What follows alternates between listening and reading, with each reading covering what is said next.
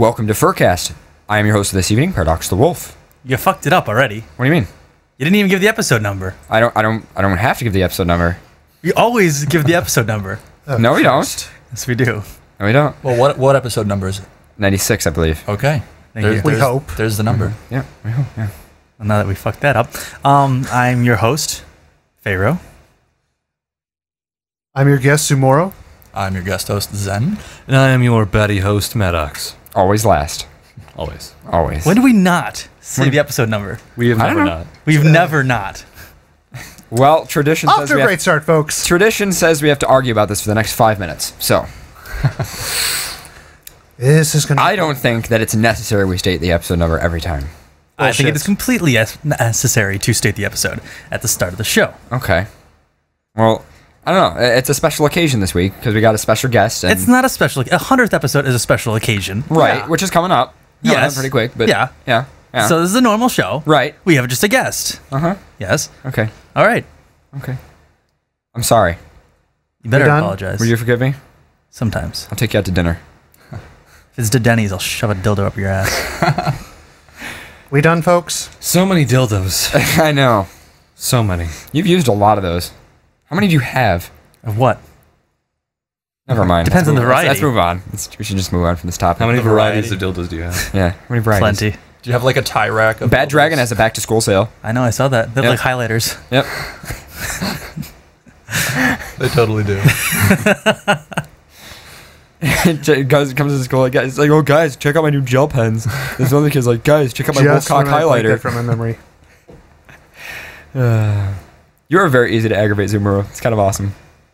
He's a bird. Have you ever seen a bird? Why don't you announce who you are and let everybody know in the chat room know what's going on and like who you are, because a lot of people don't know. So Yeah, I'm Zumoro, the Hippogriff. I'm the webmaster's. Well, I do the actual website, and I'm building the new one that we're going to be launching soon. And oh shit, the camera's on me. it's okay. Yeah. Yes, Pharaoh. Yes. What? I think he wants a handshake. No, I was presenting Tim. See my toe hands?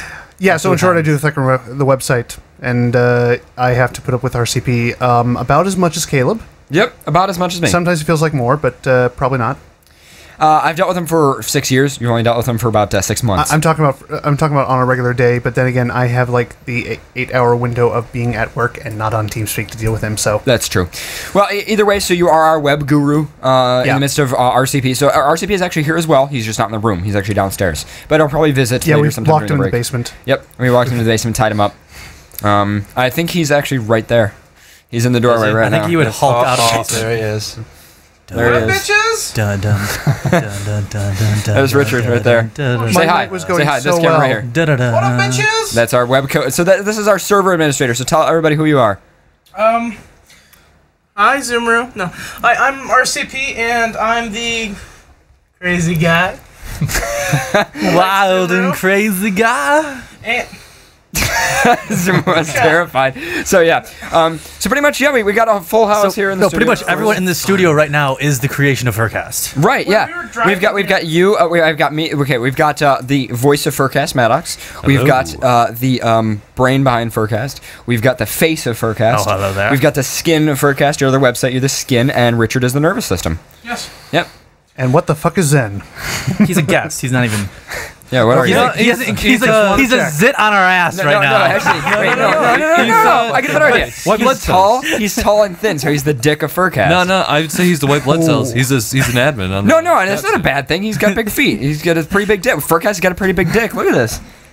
How is he the dick? Can I just be an admin cares? instead? He's a white blood cell. He protects our IRC Chat room. client. Yeah. Yes. Yeah. You're white. T cell. T cell. T cell. Okay. That makes more You're sense. just Yeah. one. But if FurCast gets AIDS, you're screwed. Sorry. Wow. Nice one. It's a lot of responsibility. It's Zen. okay. We're coming out for a vaccine with AIDS fury. Yep. A little bit. You know- FurCast vaccine. What's the FurCast vaccine? My voice. Dicks. I think it's a fresh installation of like an operating system or something. Yeah, a hey, little Paradox. What? You know what we realized when we had him, you, me, and Zumru in the back of Pharaoh's car? if this car crashes, we're all fucked. I mean, Their lives were in my hands. FurCast. Yeah, Pharaoh was driving us earlier today, so it was you driving us back. Stated that in the car. Yeah. Your lives are in my hands. I would have cooperated with Maddox to. So yeah, this So episode. we've learned that Pharaoh is trustable with all of our lives. Yeah, so we pretty much owe this episode to Pharaoh Yep. because he Didn't could kill have us. killed us. He chose not to. Like Sin said, if you guys died, me and him would find a way to broadcast still today. Yeah. No, not happening. We'll find a way. No, all the studio self-destructs. If we're not all here, there's like a It's actually there's like a hardwired code into his heart.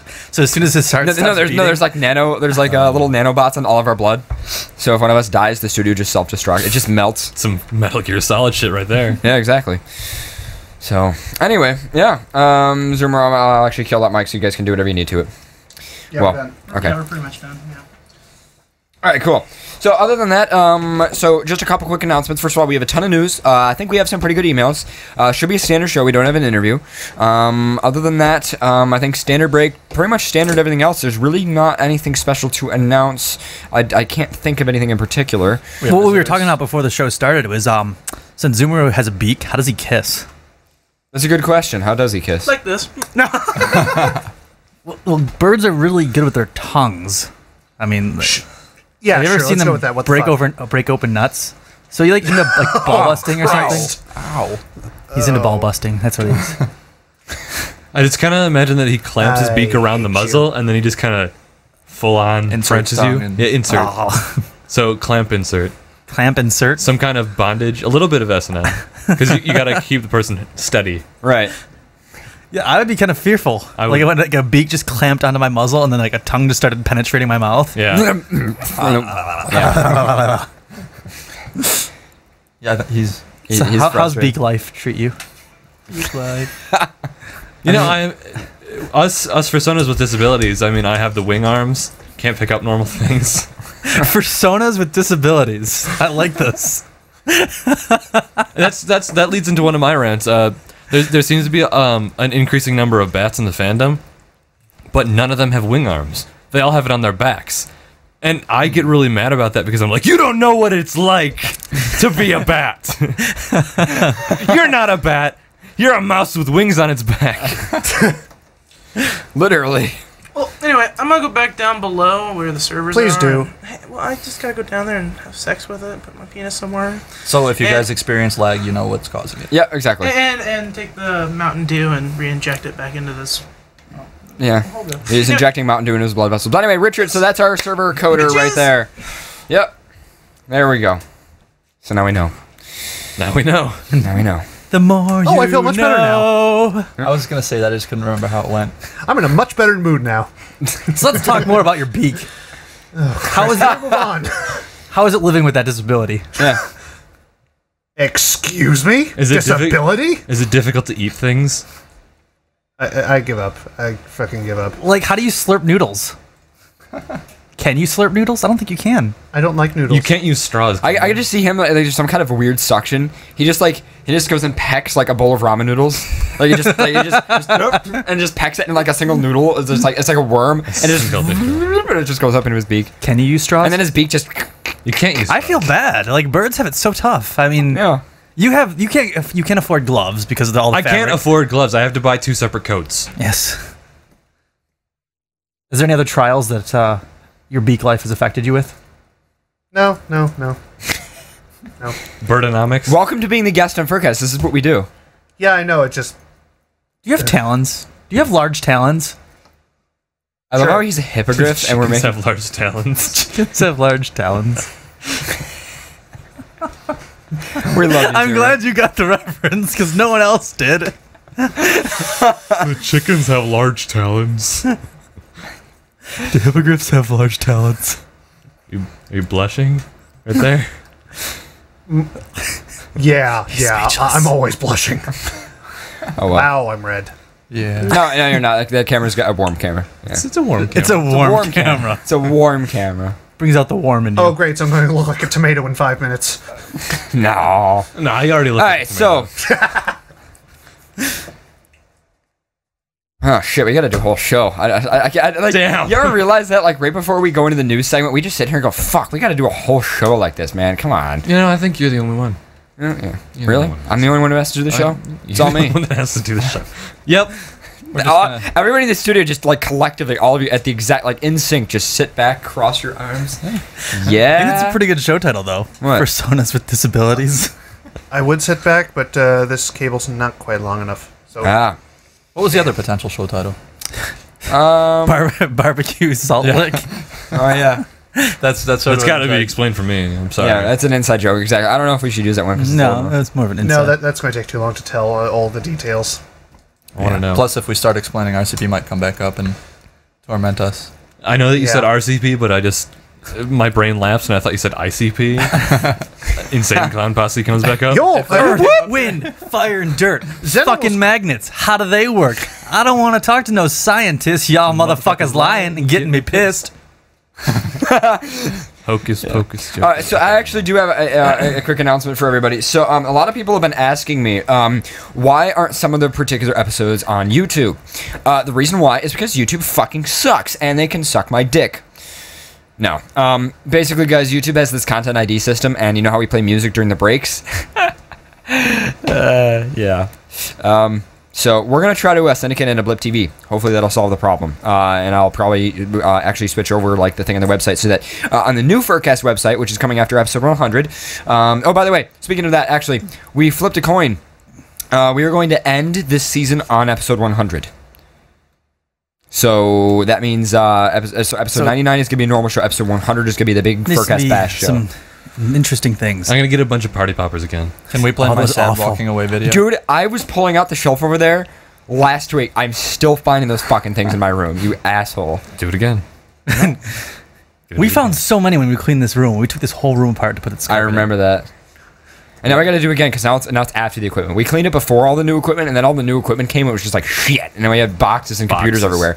And now I need to clean it again. I think we should do it again. Should Yeah. figure that out. I wouldn't mind doing it one of these weekends. We'll figure it out.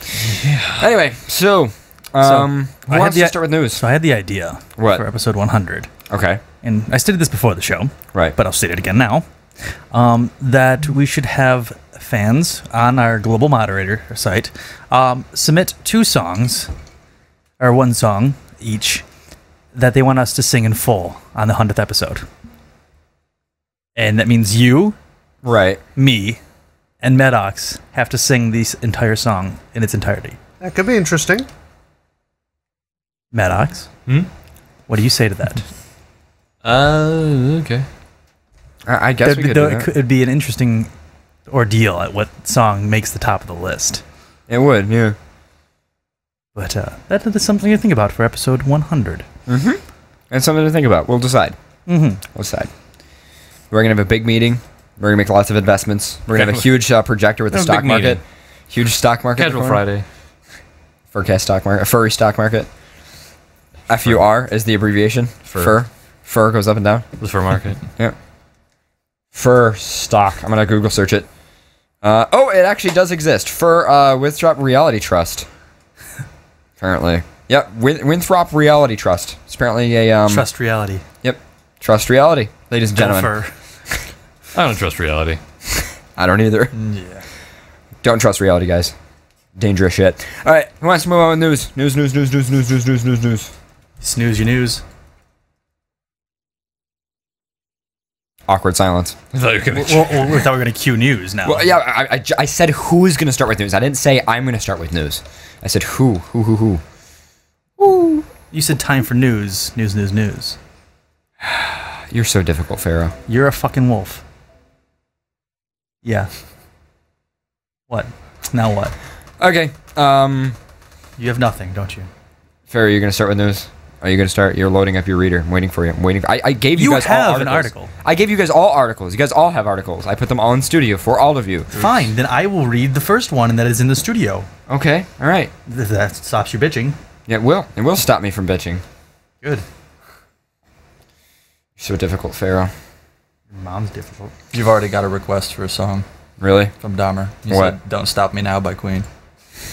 We're having such a good time. Don't Stop. No, we're not doing it now. It's not episode 100. You can't. You ruin it. Can't do it now. It's just such a catchy song. I know it is. Don't ruin it, Zen. I'm done. I'm singing it in my head very loudly, though. All right, you ready, Pharaoh? Such a good time. Do you want to do that one? Nah. All right, Nick, go to the next one. The next one's good. I want that one. Called it. What? You have an article that you want to read? Woman's missing digits grow back in phantom form. All right, do Want it. it. So we actually have an article about a phantom limb, ladies and gentlemen. It's gonna be awesome. We're not crazy. We're not crazy. I know. All right, cool.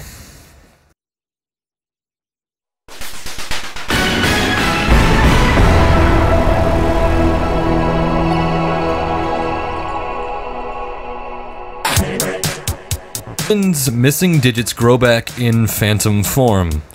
A woman born missing a finger and thumb has grown them back, albeit as a part of a phantom limb. This extraordinary occurrence shows that our brain contains a fully functional map of our body image regardless of what our limbs actually look like. The woman, RN, was born with just 3 fingers on her right hand. Aged 18, RN had the hand amputated after a car accident. She later began to feel that missing limb was still present and developed a phantom hand.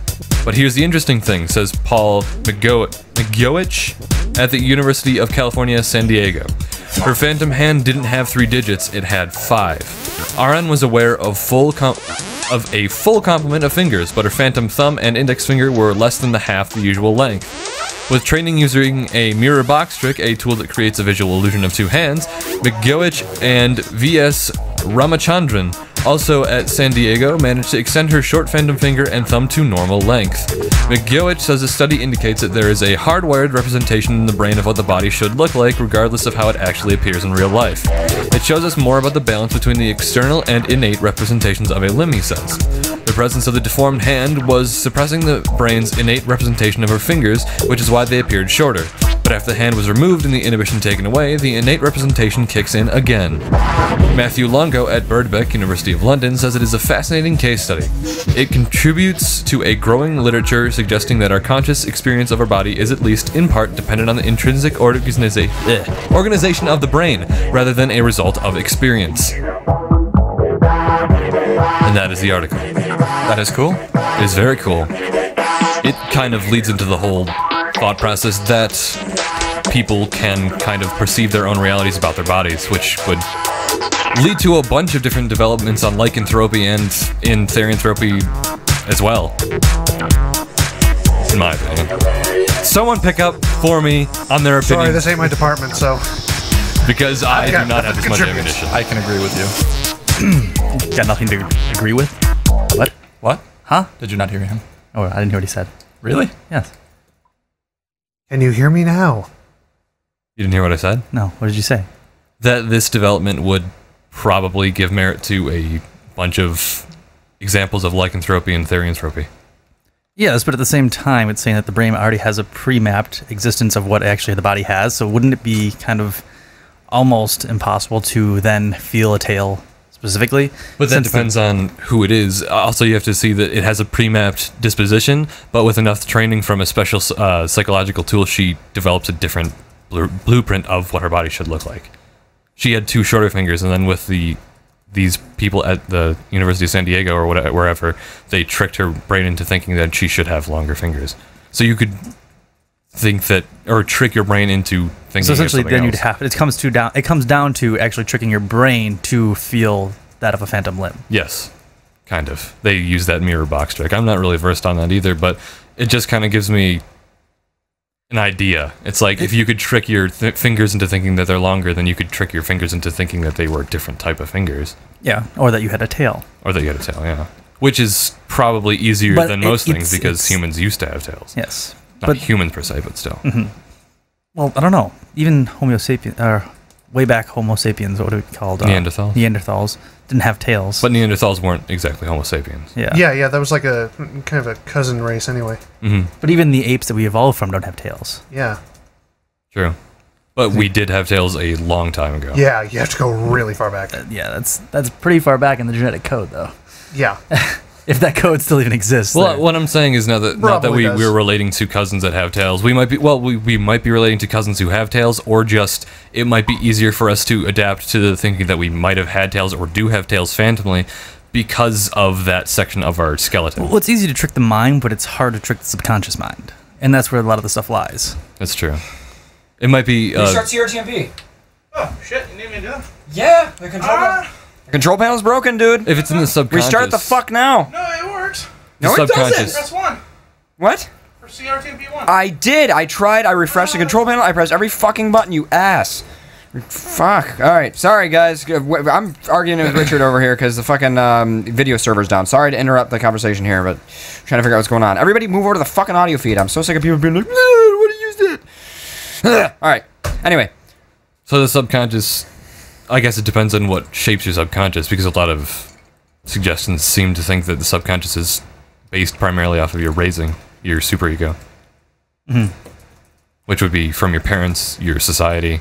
So if you grow up in a looser society, or you put yourself inside of a society that values this sort of thing and you really want it desperately and you engrave it into your subconscious, it would be easier to format that on your...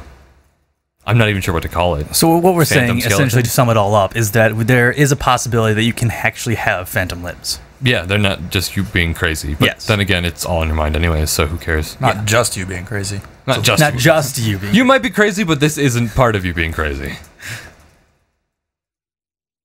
Yeah. All right. So, All right. I'm okay pick with up that. So, stuff is still down. I tried to upload or get into more news, but since we lost internet and all connections in the studio for a brief moment, it takes a second. Yeah, it definitely takes a second. Sorry, guys, our internet went down for some reason. The one server rebooted, so we're trying to figure out what's going on. Anyway. That wasn't RCP. No, it wasn't. He was trying to figure out, though. Okay. I'm not done. Okay. Next news article. Farah, I don't know if you get, or Zen, if you have one. I'm looking. I put tons of them in studio, so they're all there. I'm looking at the Wired one. Okay. Yeah. Why don't you read that one actually? I'll get some news music for you, Pharaoh. Oh, it's a video, though. Well, can you read the stuff though? There really isn't much on it, but yes. Okay. Wired explains anthropomorphism. Is anthropomorphism too vague for you? Wired Matt Simon explains the real meaning of anthropomorphism in the first 1 minute and 40 seconds of his August 15th Footnotes video. Did you know that the earliest known writer on anthropomorphism was the Greek philosopher Xenophanes? Is that how you pronounce that? Xenophanes, maybe? Xenophanes? Yes. He criticized the then current practice of imagining the gods to be superhumans of the worshipper's ethnicity. Greeks imagined that the gods to be super Greeks. Thracians imagined them to be super Thracians, and Africans imagined them to be super Africans. Super African. Super African. I'm still stuck on the Super Greeks. Internet's down again. Keep going. He theorized that if cattle and horses and lions were capable of rational thought, they would each imagine the gods to be super cattle, or super horses, or super lions, rather than superhumans. But if cattle and horses and lions had hands and could paint with their hands and create works such that men do, horses like horses and cattle like cattle also would depict the gods' shapes and make their bodies of such a sort of form that they themselves have. Very nice. On the footnotes, it said this week in footnotes, animals are totally jealous of humans' brains and thumbs and whatnot, so they've gone and commandeered all of our bow ties and picked up a few smoking habits along the way. Welcome to the strange world of anthropomorphism. Also, we revisited the historic touchdown of the Curiosity rover, digging into humankind's interpretation of the Red Planet over the centuries. It turns out that, contrary to popular belief, Indiana Jones never went to Mars yet. So there's a 1 minute and 40-second video, apparently, describing anthropomorphism that is in this video, which we probably should have played, but... Yeah, I can't right now. Definitely can't right now. Okay, cool. But it is something to come back to and maybe play. Indeed it is. Alright, so I'm going to read one from Daily Fur Blog. I'm going to load it while the internet is temporarily up. Guys, fuck video feed. Sorry. It's just not going to be fixed. Just fuck it. Audio feed only. I apologize to everybody, but there's nothing I can fucking do. Let's see. Sorry, guys. MP3's back. I'm actually just going to give it a second. Let's see. Yeah. The video is going to be just down, guys. Because there's no way for me to reset it with the control panel, and this is what RTMP does. If I don't hit... Basically, guys, if we ever go down, I have to ping the server to allow me to reconnect, and I can't do that. Because that script is broken, because our content server is just fucked all the time. That's why it takes me so long to post the episodes. That's why we have so many issues. So if you want to prevent these issues from happening in the future, just hit the donate button on their website. I actually want to shout out Tim, who will probably be on the show someday, who I'm actually very close to. He actually donated a bunch of money. At this point, I think that the server in the basement might have some kind of physical instability, and I might just build a server. I'm getting so sick of buying crap, so I'm probably just going to do that. Yeah, Zoomer, you got my suggestion. To make the video feed play. Anyway, for people listening to the podcast, hi, nothing's happening for you. So Everything's going perfectly fine as far as you're everything concerned. is perfectly fine. So Nothing's broken. nothing's ever broken. No. Nothing ever goes wrong in the FurCast studio. So Coulson and Foxamore brighten the UK stage. Wiggles butt in seat. Travis, aka Coulson, and Foxamore perform in a concert in Confuzzled in May 25th through the 28th in the Barslow Hinkley Island Hotel, UK. You might have seen many posts of these guys because they have some amazing talent. So check out this live video and see what they really look like playing on a live stage. This video work is... The work in this video is wow good also. So thumbs up for Mike Paws. Mike Paws, shout out for Mike Paws. Thumbs up for Mike Paws, along with Hunter Husky, Karen D. Wagon, and here is the video link, of course, which I can't show you guys, but yeah, so you guys can actually go on to Daily Fur Blog and take a look at that. Of course, links in the post after the show for that. So yeah, I would love to see Foxmore on stage. That's awesome. Speaking of which, we're having an interview with him. Is that correct? Well, he wanted to do an interview with us. I have to just get back in touch with him again. But the problem that stopped us from the first time was the fact that his schedule is quite difficult to work over. So, I mean, I believe our time when we usually do the show at 9 o'clock when we usually do interviews is about 1 a.m. in UK time. Right. And that he works constantly, I forgot where he actually works at, but his job kind of runs him in different weird, strange schedules. So, like, it'd have to be like a Wednesday or something where you'd have to pre-record the interview, and he still wanted to do one, so I just got to get back into contact with him. Very nice. Yeah, that works. I'm surprised with all his time, he still moderates FA too. Yeah, I know. I'm surprised he is able to even do that. I mean, he probably does that very lightly. I don't think he's like one of the major moderators. I think he might be one of the major players in some of the decisions they make, but I don't think he actively moderates that much. It's one of those kinds of things, you know? Mm-hmm. Like, he's just a respected person. You know. I don't know, did you... Kind of like if you became a hooker and you weren't really actively doing the show, but you still had great suggestions, and so we still considered you on the staff. Mm-hmm. That's pretty much what would happen, yeah. Did you want to... this doesn't affect the FPX people watching, we probably could cut this out, but did you want to pause for a second while he gets... Because we're not even... Connected to the internet. Yeah. Yeah, we're not even connected to the internet. I guess we could pause and figure out what's going on. As long as you guys are willing to sit here and entertain whoever can listen live. Yeah, why not? All right, I'm going to have to splice the two video feeds together. I guess we'll have to do that. So, for everybody listening to the podcast, you're about to not notice anything. That's pretty much what's going to happen. So, all right, cool. That right now. Yeah. So. Yep, we don't have internet right now, guys. Sorry. Yeah. No, nobody can hear us right Yeah, now. no, we're not even broadcasting. Well, I can hear you though. Yeah. So why are we? Except everybody listening entertaining to YouTube can still hear us. Thank you. Hi YouTube. It keeps rebooting. Do you think it's a physical instability? It's a hard drive. You think it's a hard drive? Yeah, I'm getting like sector issues. Really? Yeah, it's repairing them and it reboots. Well, no. That's not because of a sector issue. That's not because of a sector issue. No, it boots. Gets to the Oh depends god. on what happens, but it boots. It'll get up to the menu where it's like, do you want to do whatever? Press button. Right. You'd be dead. Wait a few seconds, and then all of a sudden it reboots. Okay, so you know what we're gonna do? I think it's APCI. I disabled it. It did the same thing. Okay. So. All right, here's what we're gonna do. I'm gonna give you a CD for PF Sense. We're gonna boot stock off the disc. We'll be back up in about 15 minutes. Sound good, guys? All right. Can we pause video feed or? Yes. All right. So everybody listening on YouTube, pause. It's become nothing more than an irritant and one of the game's biggest strengths. You can re-explore earlier areas with new powers to bag hidden loot. Turns out I wasn't recording on YouTube the whole time. So just so you guys know, YouTube has just got back for the live show. We had a major outage, 45 minutes. Thank you to everybody who donated because we're going to need to buy a lot of new equipment. We were out for about 45 minutes. Welcome back, YouTube. How's it going? Seriously, I'm not too worried about it because YouTube is the least priority. So, welcome back, people on YouTube. We had a major outage. We're just kicking back off of the news article. We're gonna have to extend the show a little bit. We were out for 45 minutes. I said all that again. Bag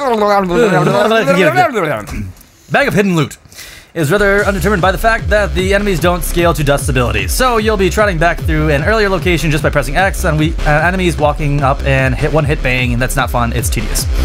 With that said, the first playthrough is an enjoyable adventure and occasionally a dark one.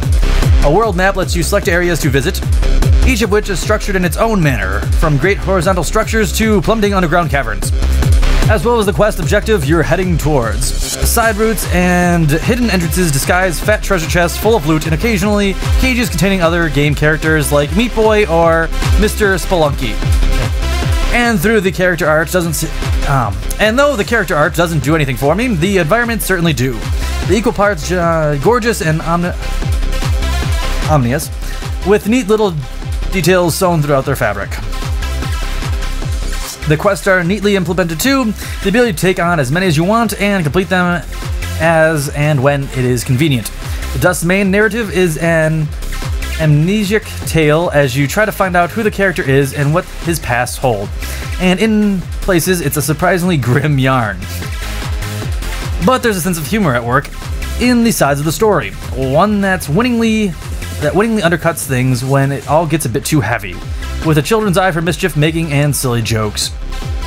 It's this kind of warmth that makes Dust an enjoyable game to play through, but perhaps a focus on what it does well would have made it more than enjoyable.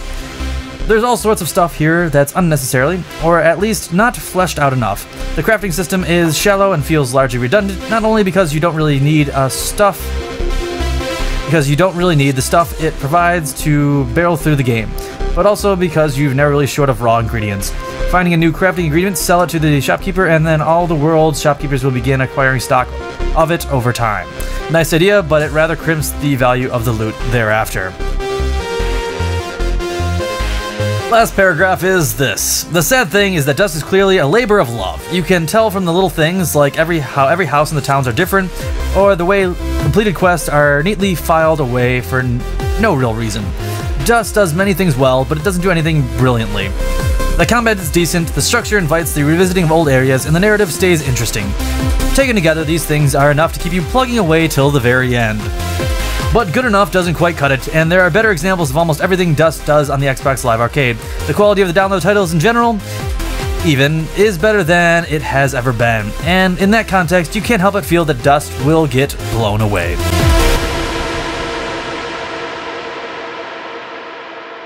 Cool. And it got a 7 out of 10. It does seem really furry in design, so Yeah. I mean, it seems interesting enough. At Yeah. least for one playthrough, and for $15, it's really not that bad. I will download it. I do have an Xbox 360. I have one. I don't play it though. I play my PS3. Yeah, mine too. Alright, so we're gonna go on a break now, guys.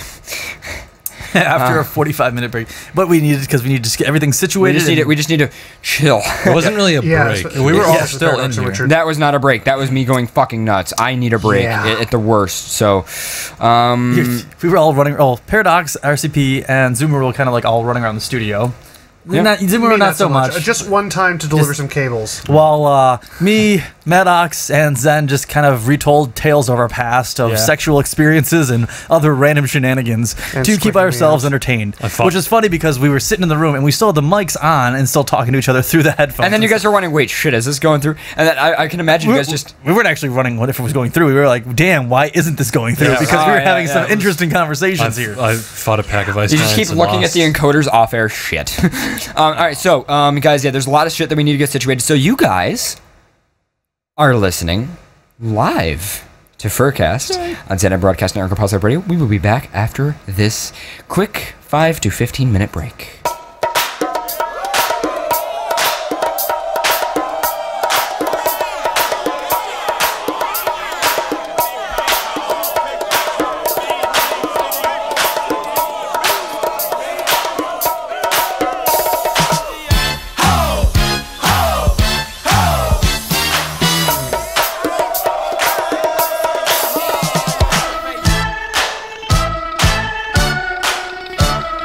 Tonto,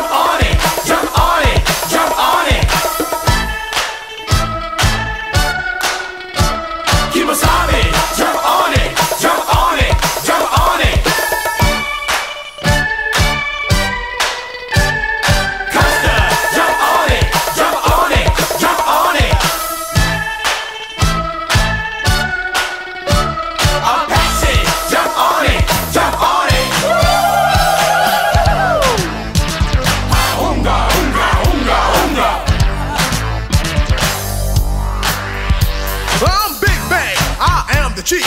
I got a lot of raps, but I'll be brief. I never need a horse, I like the chill. So I drive up in my new Seville. My tribe went down in the Hall of Fame, cause I'm the one who shot Jesse James. Pound for pound, I will never break down. Big bang. No sir, I don't mess around. Oh!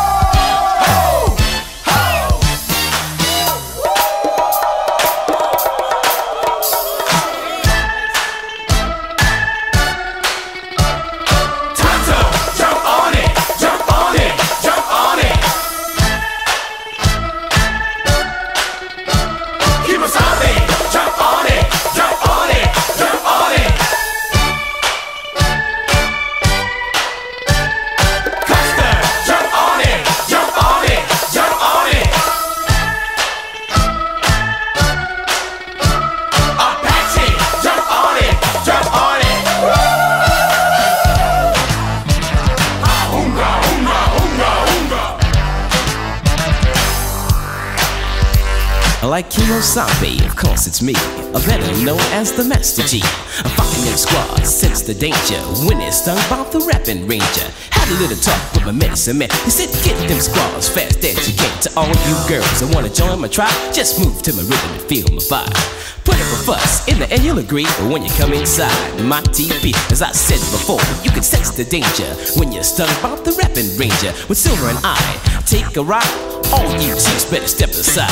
I stay with the squads, then run away. Ho! Silver is what I'll say. Ho!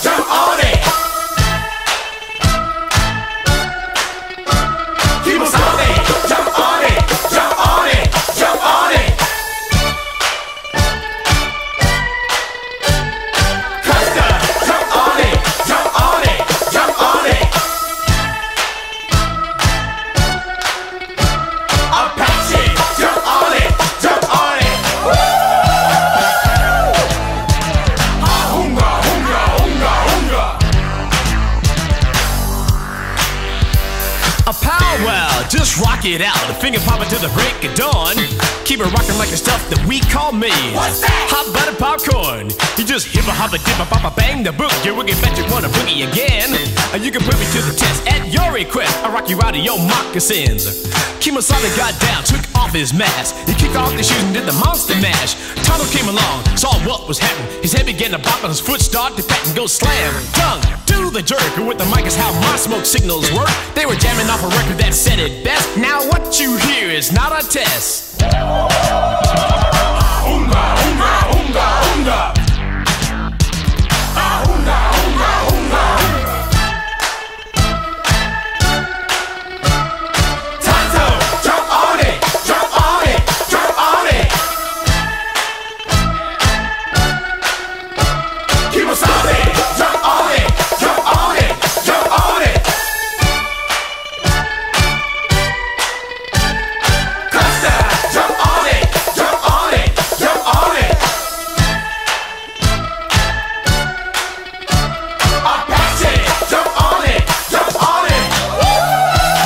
What's up, you guys are listening to FurCast Live.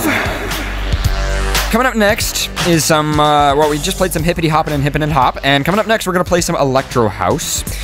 This track I actually played last night on the Front End of Tech show. We didn't have any issues broadcasting on that show. But anyway, point being, this track is called Flashback by Wolfgang Gartner, of course. Now, I actually threw it into a live mix that I did last night, but for now, I'm sure you guys can live with just this track. It's pretty groovy. Hope you guys enjoy. You're listening to FurCast.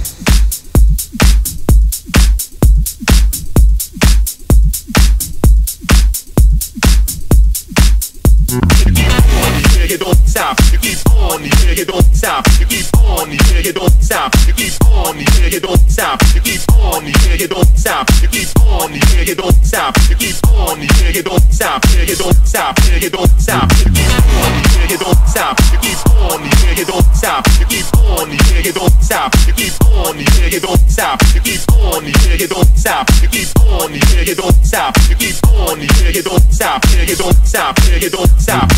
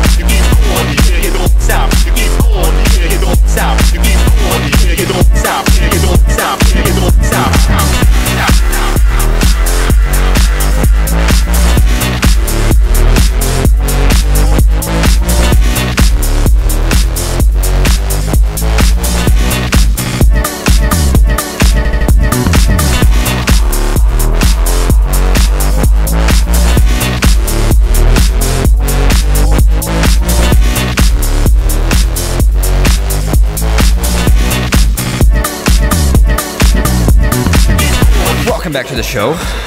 We are back. Sort of. That was Flashback by Wolfgang Gartner, of course. Before that, we had something I don't even remember. So yeah, all mics enabled here. I guess we're gonna start with emails. You guys ready to do some emails? Who's gonna do first? Somebody, please Wait, volunteer. well, before we go to the emails, I wanted to give a special shout out to Silver Godaman, who will be turning 21 in a few hours. Very nice. He'll be also going to MFF this year with his father. So, yay for First Cons, and you'll see both of us there. We will corrupt your father. I'm sorry. You're gonna take your father's butt. You take your father's butt. What a disturbing thing to imagine. Oh my god, that's Ew. awful. Imagine your father's butt, Pharaoh. Is that bummer gone now? Flake wanted to shout out for giving us back the server after raping it, and that I have to warn everyone of my impending butt sex, apparently. Because I have to take one for the team. Oh, okay. You get this one. I'll get this one. All right, so who's reading an email? Please, somebody volunteer right now.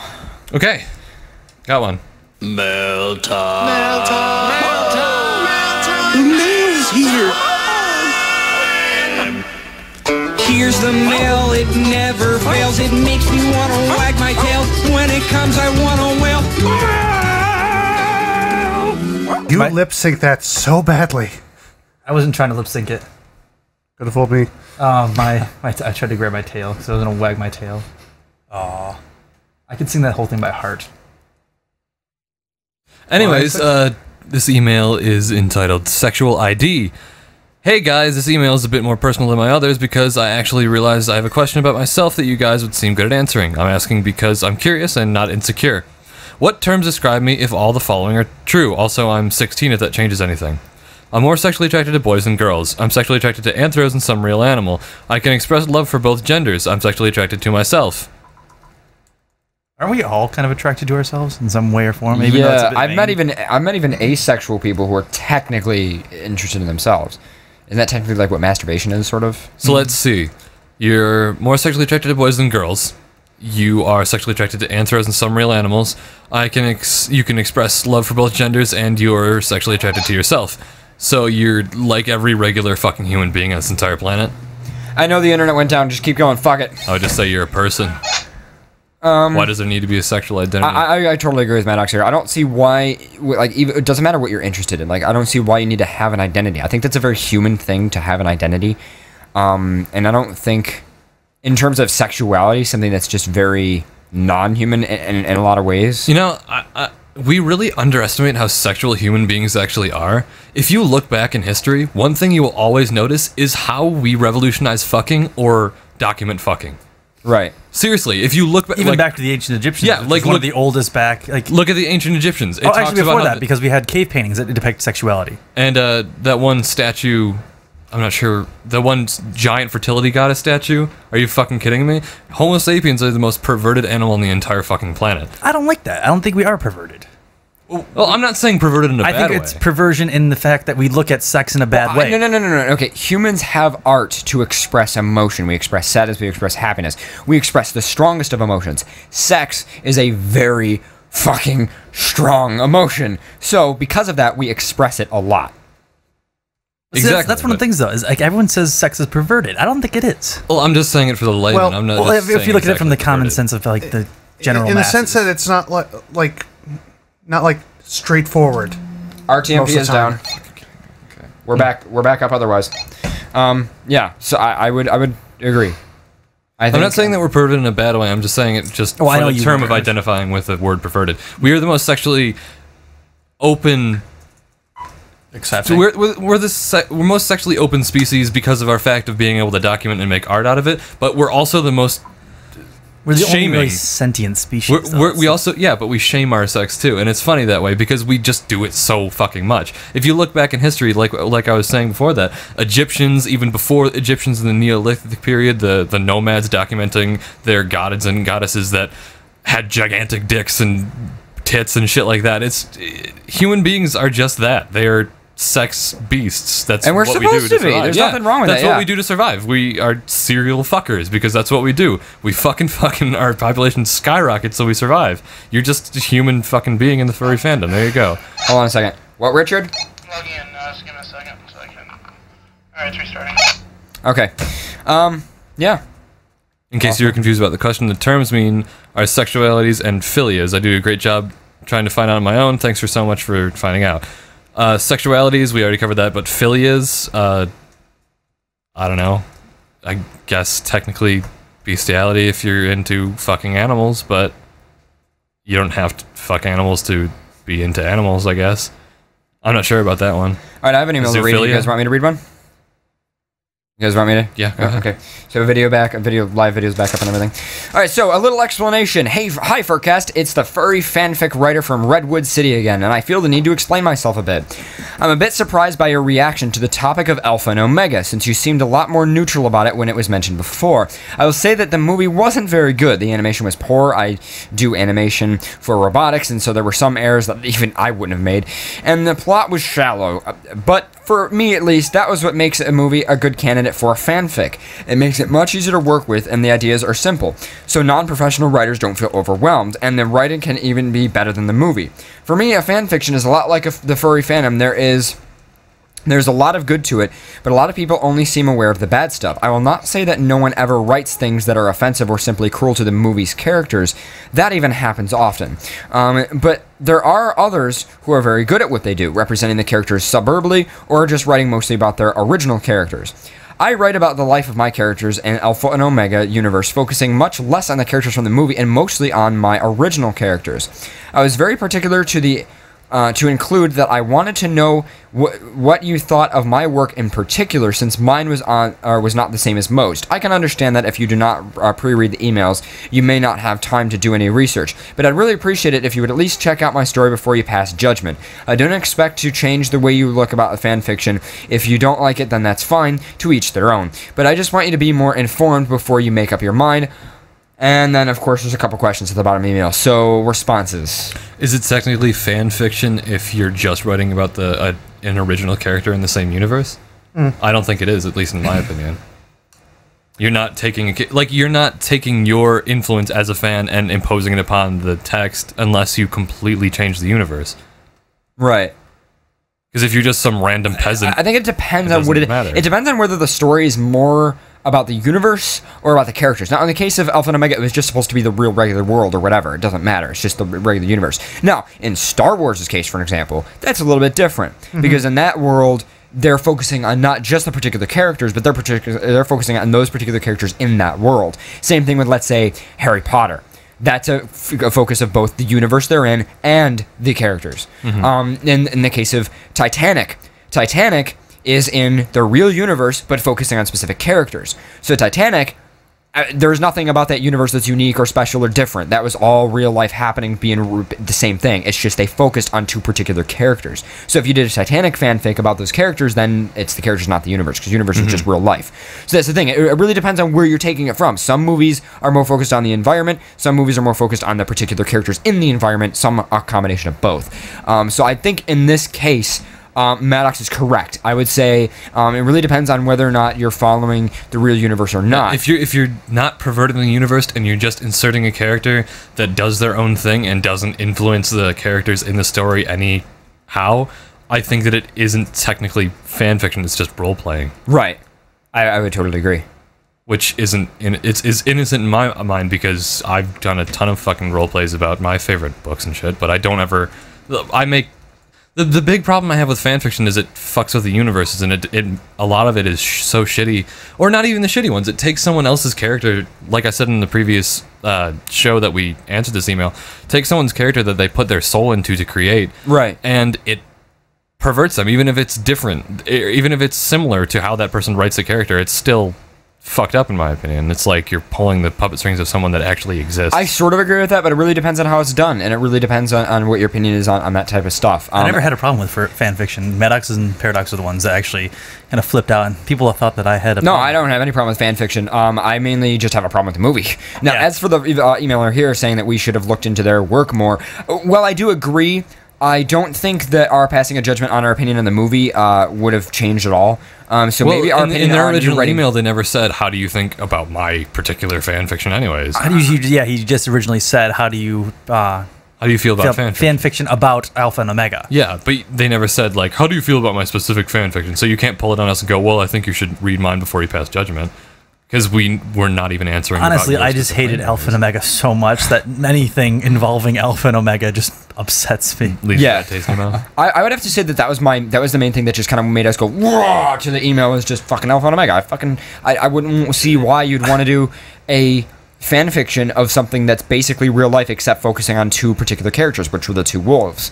Not much else was really unique. It was just regular life. It wasn't like it was in space. It wasn't like it was witchcraft. It wasn't like it was any special altered reality. Well, possibly because people watched Alpha and Omega and was like, why aren't they fucking yet? So then people just wrote fan fiction of them fucking. Imagine a fan fiction of Lion King, but not focusing on any of those characters, just on random lions. Would that even have to do with Lion King anymore?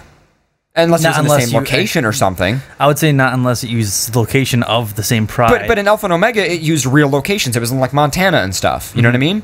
So that's the thing. It's still or if they used Simba or Nala or someone, they used an actual one of the characters from the actual thing. Then it could be fan fiction. I don't know. What do you guys think? Yeah, there's a factor of what actually constitutes as fan fiction if you're using the similar character or the similar setting or referencing an action which has happened. But still, even referencing it really depends, at least in my opinion, it doesn't pervert it, at least, when you just mention the characters or you mention a location or an event that happened. It perverts it when you take an already written character and you try to impose your will upon it. It's I don't know, it just bothers me a lot. I think they just don't like it to the point that they create their own world for the characters as opposed to leading off what already happened. Mm-hmm. What do you think? Fan fiction can be done really well. I mean, there's a lot of fan fiction out there that actually has such an incorporated story and something that just takes characters and expands on them, because a lot of times some characters that are actually developed just aren't developed enough. And that's one of the things where I could kind of agree on the Alpha and Omega, is because those characters are not developed at all.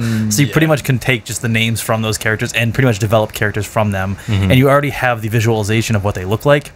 So from that, they're pre-made characters. So from that pre-made character, people already know what they look like. So that visualization, that description, you don't have to be as descriptive as you would normally be when you're developing a new character. It's kind of lazy. It is it's for someone that's new at writing or someone that's just getting into writing. Then it actually is a lot easier to take a character that already pre-exists and then develop further with that character. So it's a good thing to use for beginners with fan fiction. Yes. Just something that's already created. Everything's already there. There's a lot of traits already there. You don't have to edit too much. You just go. That, and there's a lot of fan base for fan fiction. A lot of people like reading fan fiction of their favorite characters because it kind of creates. Because when you watch, like, let's say fan fiction on Full Metal Alchemist, you know, when you watch the whole series and see the whole series, you know, that's it. There's nothing more to it. Well, someone may take those two characters and then expand on what happens like in between, or make a whole other story of a little extra saga of them going off on some other adventure or something like that. I understand the concept. It just bothers me. It's like, well, it really bothers me. I'm not trying to sell you fan fiction. I know. I'm just providing my view up on it. For people that haven't watched that episode or something, when someone creates a character, I believe that they kind of put a piece of themselves inside of it. The way that popular writers like J.R.R. Tolkien or George R.R. Martin describe creating their characters in Lord of the Rings and in Game of Thrones, they describe it as they dedicate a part of their mind specifically to what that person is doing at all times. Especially George R.R. Martin said that he has parts of the day when he will be thinking about what his characters will be doing, what they would be doing in his situation, where they are right now in the story, and he'll think about it all fucking day until he writes something down. To me, it's like that those events are happening in that person's mind. They have put part of their soul and their mind into these characters so that they have been given essentially life. They have separated parts of their minds noetically to process the life of another person. It's the same concept as creating an image in your mind of part of a body of like phantom limbs and shit like that, like Therians do. It's a sacred thing to me. Literature and storytelling is a sacred thing. It should be for all humans. That's how we fucking know everything we know now. And I find it just to be a perversion when you assume that you can experience the same thing as that person who created that character is in your mind because you read their work. I'm going to actually change that a little bit. I'm going to say that I don't think it's perverted at all if you make a fanfiction or change the story, do whatever. I would say once you start breaking the rules of some of the things that caused the plot line to happen, that I would consider perversion. Because if you're working within the world that somebody created, that's still a creative mind. But I'd say even if you're, I don't know, it'd kind of be like, There is some limits to fan fiction. A lot of times people kind of like having Harry Potter fan fiction where they're doing things that they couldn't have done in the books, like deliberately, like deliberate things that they know that they're like couldn't do, and that caused an issue in the book because they couldn't do something. That's the thing, though, is that most good fan fiction still abides by the character's rules.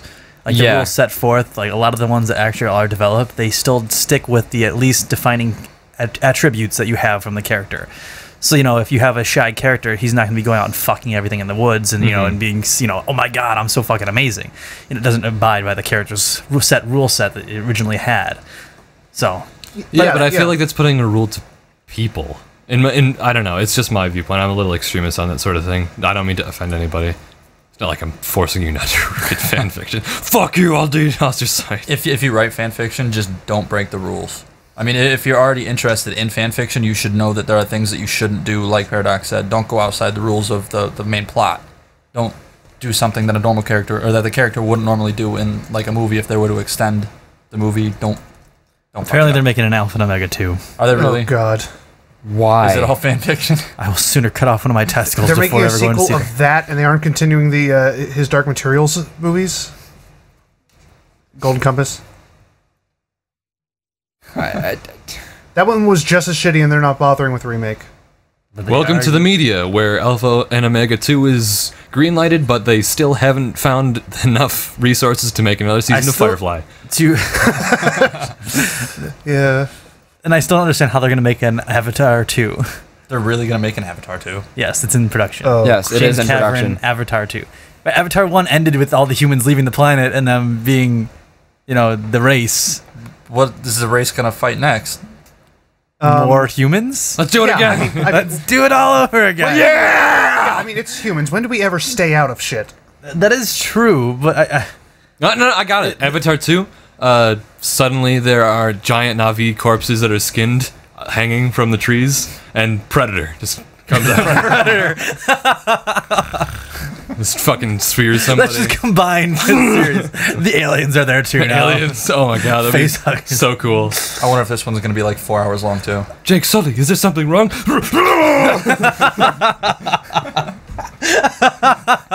Giant blue xenomorphs. Oh my god. Jesus all that Christ. time that he transferred in that body. And Jake Sully just like chops off his legs or something. Well, fuck. I'm paralyzed again. That's sad. Again. Just a Twitch the plasma Fox in the bolt. chat says, fan fiction is what the original writers don't write. The fans take it further, and that's what makes it interesting. But I like what Paradox said, once you deliberately change the plot structure and make it a totally new story, that breaks the rules, and it's a bad fanfic. Yeah, I mean, technically speaking, like, my understanding, precursor, I don't read fanfiction at all. I barely even read that much. I mean, I'm still only halfway through the Hitchhiker's Guide series. But Right. yeah, like, the way I see it, technically speaking, if you want to write fanfiction, it's because you really like the mythology. So why would you fuck with that? Yeah, I agree. Yeah, I think, that's the part. Well, no, would you have any problem with, say, altering it but not giving it the same name and just not telling anybody that it's fan fiction, saying it's your own story, because it is changing it is breaking a rule that couldn't have been done in very similar to Harry Potter, but they are breaking a rule that couldn't have happened in Harry Potter, and it is a completely different story with different characters. Yeah, that's what I wish they would in that do. case, that's a brand new story. Yeah, like over the years they've done like movie adaptations of like books and video games, and they've completely bastardized the plot but still give it the same name, which is, I would imagine, the main reason why it pisses the original fans off, because it's except bullshit. This isn't Earthsea. All right. Oh my god. I think we should probably continue on to the That's the first one that popped into my Oh head. my Alright, god. so I think definitely- I'm the only one who got that tomorrow. Are you talking about how Studio Ghibli's Earthsea was a complete bastardization of the actual books? Yeah.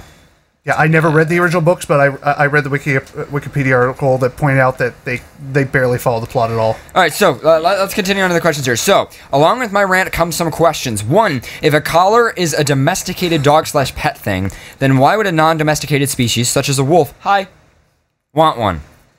Or wear one? I think reasons. mainly because... BDSM. No. Well, the Here, whole wait. I already got an explanation for this because I've said it a lot. The reason is He likes to be down I had by a friend of foxes. mine. I had a friend of mine who thought it was really funny back when I was kind of living in the fur house. He thought it was really funny to put a bunch of food in a bowl and eat it off the floor. And we would all fucking laugh. And we're like, yeah, right, okay, whatever. And he was eating out of a dog bowl, and that was the joke. And you think something like that is kind of funny or kind of cute or whatever. And it's like, okay, you know what? If we were actually anthro characters, we wouldn't do that. An anthro character is a cross between a human and an animal. We would have the same intelligence, ideally. We wouldn't need to do that, right? Well, I've never had the urge to eat out of a bowl. Right, and I never have any. So I think what it is it's a celebration of what humans do to animals. It's a celebration of ownership, of domestication, of being a human, being organized, being like a dog that's in control, that loves his master, that's calm, that's a loving dog, like a lap dog that wants to be around you. Master pet. And it's not just like a sexual thing or just a BDSM thing as much as it is just this celebration of that. Because when you look at like a dog in a pack, it's fucking ravage, it's fucking wild. Same thing with the wolf in a pack. They're literally the same thing, you know. Whereas when you take any type of canine, really, or even just a canid species, and you make it more domesticated, more human, more calm and loving, I think that part of that celebration is, yeah, the dog blew on the floor, or wearing a collar. And so I think that's kind of what it is as a celebration. It's a celebration of I am a cross of a human and an animal, so this is how I celebrate. I honestly think you're going too deep into it, because I think not at all, because that's why I wear a collar. I think a lot of the times a lot of people wear the collar is because of the whole fashion statement too. Is the whole representation of the furry fandom and having a collar. Yeah, and I think part of that is a celebration of a cross between human and animal. Because if you were like, oh, I'm a dog, you might not wear a collar exactly. But I suppose you might. But I guess what I'm trying to say is, like, if you were just a dog does not wear a collar. A dog wears a collar because it's owned by somebody or because it's in a relationship. Well, I didn't get to finish. I was going to say that a lot of times, because we are still human, that it was still a direct connotation or a direct association with an animal species, you know? Right. So there's that. There's the aspect of it being, the furry thing. It's kind of like a symbol for furry. I mean, why are you wearing the collar? Oh, because, I'm a furry. That kind of has a connotation as well, that's why I wear it, yeah. I mean, just because it's a fashion statement. Like, why does someone wear a necklace? Why does someone have earrings? Why wear a collar? Just because it's something that stands out. It's a defining factor of who you are, too, right. And just being in a human species and associated with furry. Then there's the whole aspect of ownership, which I still think applies to a lot. Like, for some people, it goes to the BDSM thing, ownership, pet, master, slave. There's that. But there's also the sense of having, being owned or being mated. Right. And a lot of people will share their collar. And you do, too. Yes. We bought collars for each other. And that's another thing, is just to show that we've been taken, or that are off the market. So some people can actually use it in that sense of having a collar to just show their... Well, you're married and you don't have a ring, but you have a collar. Yeah. There you go. I know. It's just your own fun little representation. Yeah. So there's a lot of different things that can be used for having a collar. It's a celebration of what humans and animals... The uniting of the human traits and the animal traits. Yeah, I think we can just leave it as there are as many reasons for wearing a collar as there are explanations for what the fuck furry is. Because I would definitely agree with that. There's a Windsor fur I know who wears it in memory of his dog. Yes, I've known a few people that actually have done that. Yeah. So yeah. So just wearing a collar does not even have to have association with furry either. Yeah. Or having a species. I mean, you could even just be a fan of furry and just like wearing a collar because it's a fashion statement. It's the best next big thing because everyone else has necklaces and you want a freaking dog collar because you want to stand out in school. I mean, there are so many different explanations for it, and there has been cases of that too. I mean, people wearing it as pets have no association with furry and still wearing it just in remembrance of their pet. People that have tails and have them on the sides and as a keychain. Yeah, right. Just because they like animals. Yeah. I mean, there are people that. Yeah, I have a girl in my high school did that. So yeah, that's one of the reasons. Also, collars are awesome. Yes, they are. Collars are awesome. Especially nice leather ones. They're comfortable as all hell. I'm sad I forgot my nice leather. Number 2, do you know any good furry YouTubers? And if so, who are they? Not really, because I just don't... Revit. Right there. BBF. King Gord. BBF isn't on YouTube, really. I thought he had a few channels. A lot of Two Griffins rants are on YouTube. So you got Revit. You have Two Griffin. You have King Gord, who does all the first year tips of the day. There are a few other random ones. I'm trying to think... I upload from cons that I go to. Only AC videos so far. I would just search stuff like... Quit trying to sell yourself out here. Well, no, the videos from AC. What videos from AC? What videos from AC? There's us on YouTube. There's Zen on YouTube, apparently. Massive butt fuck of drama on YouTube. I'm surprised you didn't list us first. But yeah, I know, I didn't list us first. We're CTC Wired. I mean, there's all the FurCast episodes and random FurCast clips and stuff like that. Well... Mostly clips. Yeah. Mostly clips. Because clips don't have music in them. No, most of our episodes are on there. Well, no, most of our episodes. I thought we last like maybe 10. Yeah. Around there. Because we wanted to essentially get incorporated into 2's new 24-hour television thing, which he's still working on. Any update on that? Because I know you've been working with 2. I'm not sure if you. Yeah. So Zoomer, you actually work on. No. That was literally just a project to try and brush up to hone my web skills. It was literally like, let's see, Transit Windsor website or Rebuild 2's website just for the hell of it. Yeah, I'll do 2's. I wasn't sure if you kind of even communicated with him. No. I said it to him afterwards, and he was scared. He was scared shitless by the. Holy crap! You made this? God, I'm under a lot of pressure right now. Yeah, I'm not sure where 2 stands on his 24-hour free television network, but that was the whole reason why we switched over to actually recording video, is because we kind of want to be incorporated into that because you have BBF. I love how we haven't even told him. BBF, Revit. No, we talked to him, but he's been busy and hasn't even been, really busy. Somebody go spam their chat room and say, "Hey guys, you should integrate FurCast. They record." No, well, he's not even integrated really. I know. Number 3. Do you know of any good clean furry? What the fuck is with this clean shit? Do you know of any good clean furry books, graphic novels, etc.? Note that I'm only 16 and have medium level Christian They're at my parents. house right now. You fucker! I just finished the first one. Medium level What are they Christian called? parents. Dreamkeepers. Dreamkeepers. As there, I have 2 novels out. I'd point to them in the studio, but they're actually at my house Slowly because I working just on a finished. third.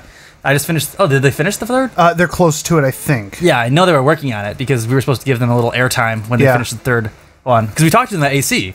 They were there. We gave them FurCast bottles, and they're like, "Oh, sweet! This is awesome." It was great being interviewed by them. They said that we actually brought them some sales and stuff like that. So, I mean, all power to them. They're actually a new upcoming graphic novel series, and they've been actually doing quite well. I mean, Wonder why? I need to check. You're welcome. they didn't get as much as they expected from us, but they still, Yeah. interesting enough. They're actually really good. The storyline, I love it. So, Yeah. we'll definitely have them on when they release the 3rd part of the series. I guess they're doing a lot of just reformatting. I'm sorry, I'm still stuck in the medium level Christian parents thing. I just think that's fucking hilarious. Orange level alert. And dude, just because you're 16 doesn't mean you can't like dick. No, moving on. Number 4. I have been having difficulty trying to decide on a name for my fursona, but I'm leaning towards Enigma, mostly because I love the word. What do you guys think of names that are actually words as opposed to normal names, meaning not in the dictionary? Well, see, Enigma is kind of common, and I believe there's a few furs that actually have that. But then again, there's Balto, which I know like 6 furs that have Balto's name. I know at least 3 named Fritz. Only because One For All has made 4 Balto suits. So they got Balto, and Balto. Oh, what's your name, Baldo? Balto. So there actually is 4 scribble suits of Balto. 3 or 4, I'm not sure the exact number. Holy shit. I have no problems with creating a fursona name that describes you. Like, I'm Zen, and I tend to try to portray myself as Zen. Slightly more Zen than not, like, hostile or aggressive or, like... Right. So I think you should add a bit more than just Enigma. Like, have something else. Yeah. I'm mysterious. Add to it. No, you're not. Mysterious Enigma. Yeah, my only issue with fur names is just when people just take literally just 2 species names and mix them together. Like, I think... I'm Wolf Dragon 6. Wolfcat. Enough said. Wolfcat. I thought you said sex at first. I'm Wolf Dragon Sex. Guess what I do? Want to see a trick? Play cards. Poker. Professional poker. But then again, you could actually take the Enigma and kind of change it up and actually like have like Customize it. just Make it yours. Make it your own. You could put a period in between every single letter, and then you could break codes for us for the Nazis are sending them. All right, I have listened up to episode 63 since I sent in the last email, and I still love the podcast, even though I can't see what's going on the iTunes version. Also, thank you, Pharaoh, for not calling me a metaphorical rapist of characters. P.S. You spelled my name wrong in the description of episode 94. It's an or, not an er. Connor. All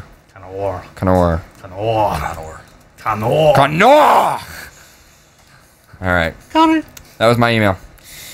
Zumaru, why don't you read one? Okay, I've got one. Zumoro, sorry. Zumaru. I don't give a shit anymore. You need that Canadian little accent at the end. Zumaru. Oh, Christ.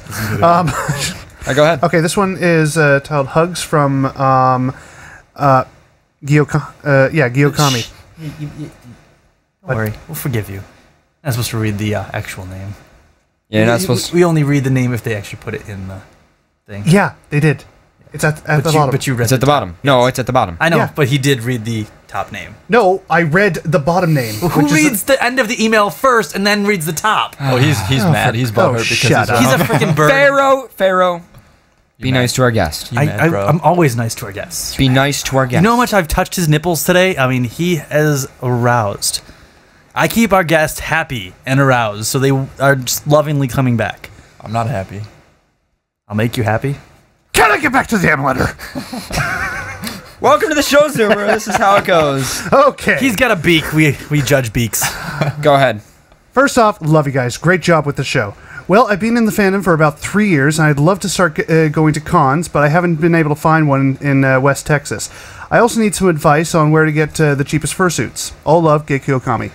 First off, I'm gonna say this: you get what you pay for. Yeah. If you want cheap fursuit, just don't. I've seen some Save pretty horrid And fursuits. I'm just gonna say, Also, get a furry life before you have a furry suit. Yeah. Like, why? I'd rather go to Get a life. No. I'd rather go to meets and go to cons and have friends and have associations online and have a mate and he said all he's been that in the before fandom. I have a fursuit. Like, He said that's- he's been in the fandom for 3 years. Oh, 3 years. Okay. Yeah. I don't know, because like So that's a long time to be in the fandom. it is. It actually, is. Then I'm just saying, like, I would not want to have a fursuit and like have never have met a furry in my life. But it seems like he's been in the okay. So Yeah. what's the con that's in Texas? yeah, I mean, like West Texas, that's being really specific. There's the one that was recent. Isn't Furry Fiesta in Texas? Yes, Furry Yeah. Fiesta. Just West Texas. I mean, Texas just- is kind of as big as New York, so I Well, mean, driving from here to yeah, Albany is like 4 hours. But even still, that's still You're looking for a con. Don't expect something that's like the next town over. Furry Fiesta is in fact in Texas. yeah, no, it is. But where in Texas? Furry Fiesta. I would have to assume east. As research this for If, you. if it's in West, this guy did not do his research. I mean, not even trying. Addison, Texas. Did you even try? Now, where the hell is Addison, Texas? You better looking at a map. yeah, probably. What do we think, Zen? What do we think? It's in like mid-east Texas. So yeah, Dallas. Dallas. yeah. It's in Dallas. Okay. Yeah. It's in Dallas, guys. Shut up, Pharaoh. You lose. Good day, sir. I'm going to read an email here. Unless you want to read another one. That was a short one. You want to read another one, Zero? Okay, sure. No, go ahead. And my screen just blanked. Someone just sent me a tiny chat, and there's a shirtless guy with a collar sucking on a popsicle. Is it nipples? I don't know. It's Mishmix. What? Okay, this. He's sucking on this. Okay. Oh, my God. Is he watching FurCast while sucking on this? How's that taste, Mishmix? Okay, yeah. Is he black? Another short one. Dear Paradox, Dear Paradox, Maddox, Pharaoh, Zen, if there, and any other guests. So me. What would a town full of just furries be like? Please answer twice. Once in all human form and one in all persona. Thanks, White Wolf. Terrible no matter what. I think it would be extremely full of drama. God. No. Oh my god! Not even drama. It would just be fucking. It would just the economy would fall apart. I can't find a job. Bad Dragon would be set though. Bad Dragon. Yeah, that would be it. Monopoly. Well, but humans have human dildos, so I think in Atlanta furry, you would just normally have furry dildos. Yeah. Like But you if would we're have- talking about you would have different species. of dildos. Okay. If it was a true fursona town, I said, okay, we have no idea what life would be like if actual like anthros existed. So that I refuse to even say, because there's so many possibilities depending on what your view of an anthro too world many would be. variables. That being said, I think kill. a human version of an all furry People city anything. would be pretty. I don't know. Furries are pretty skilled though, so.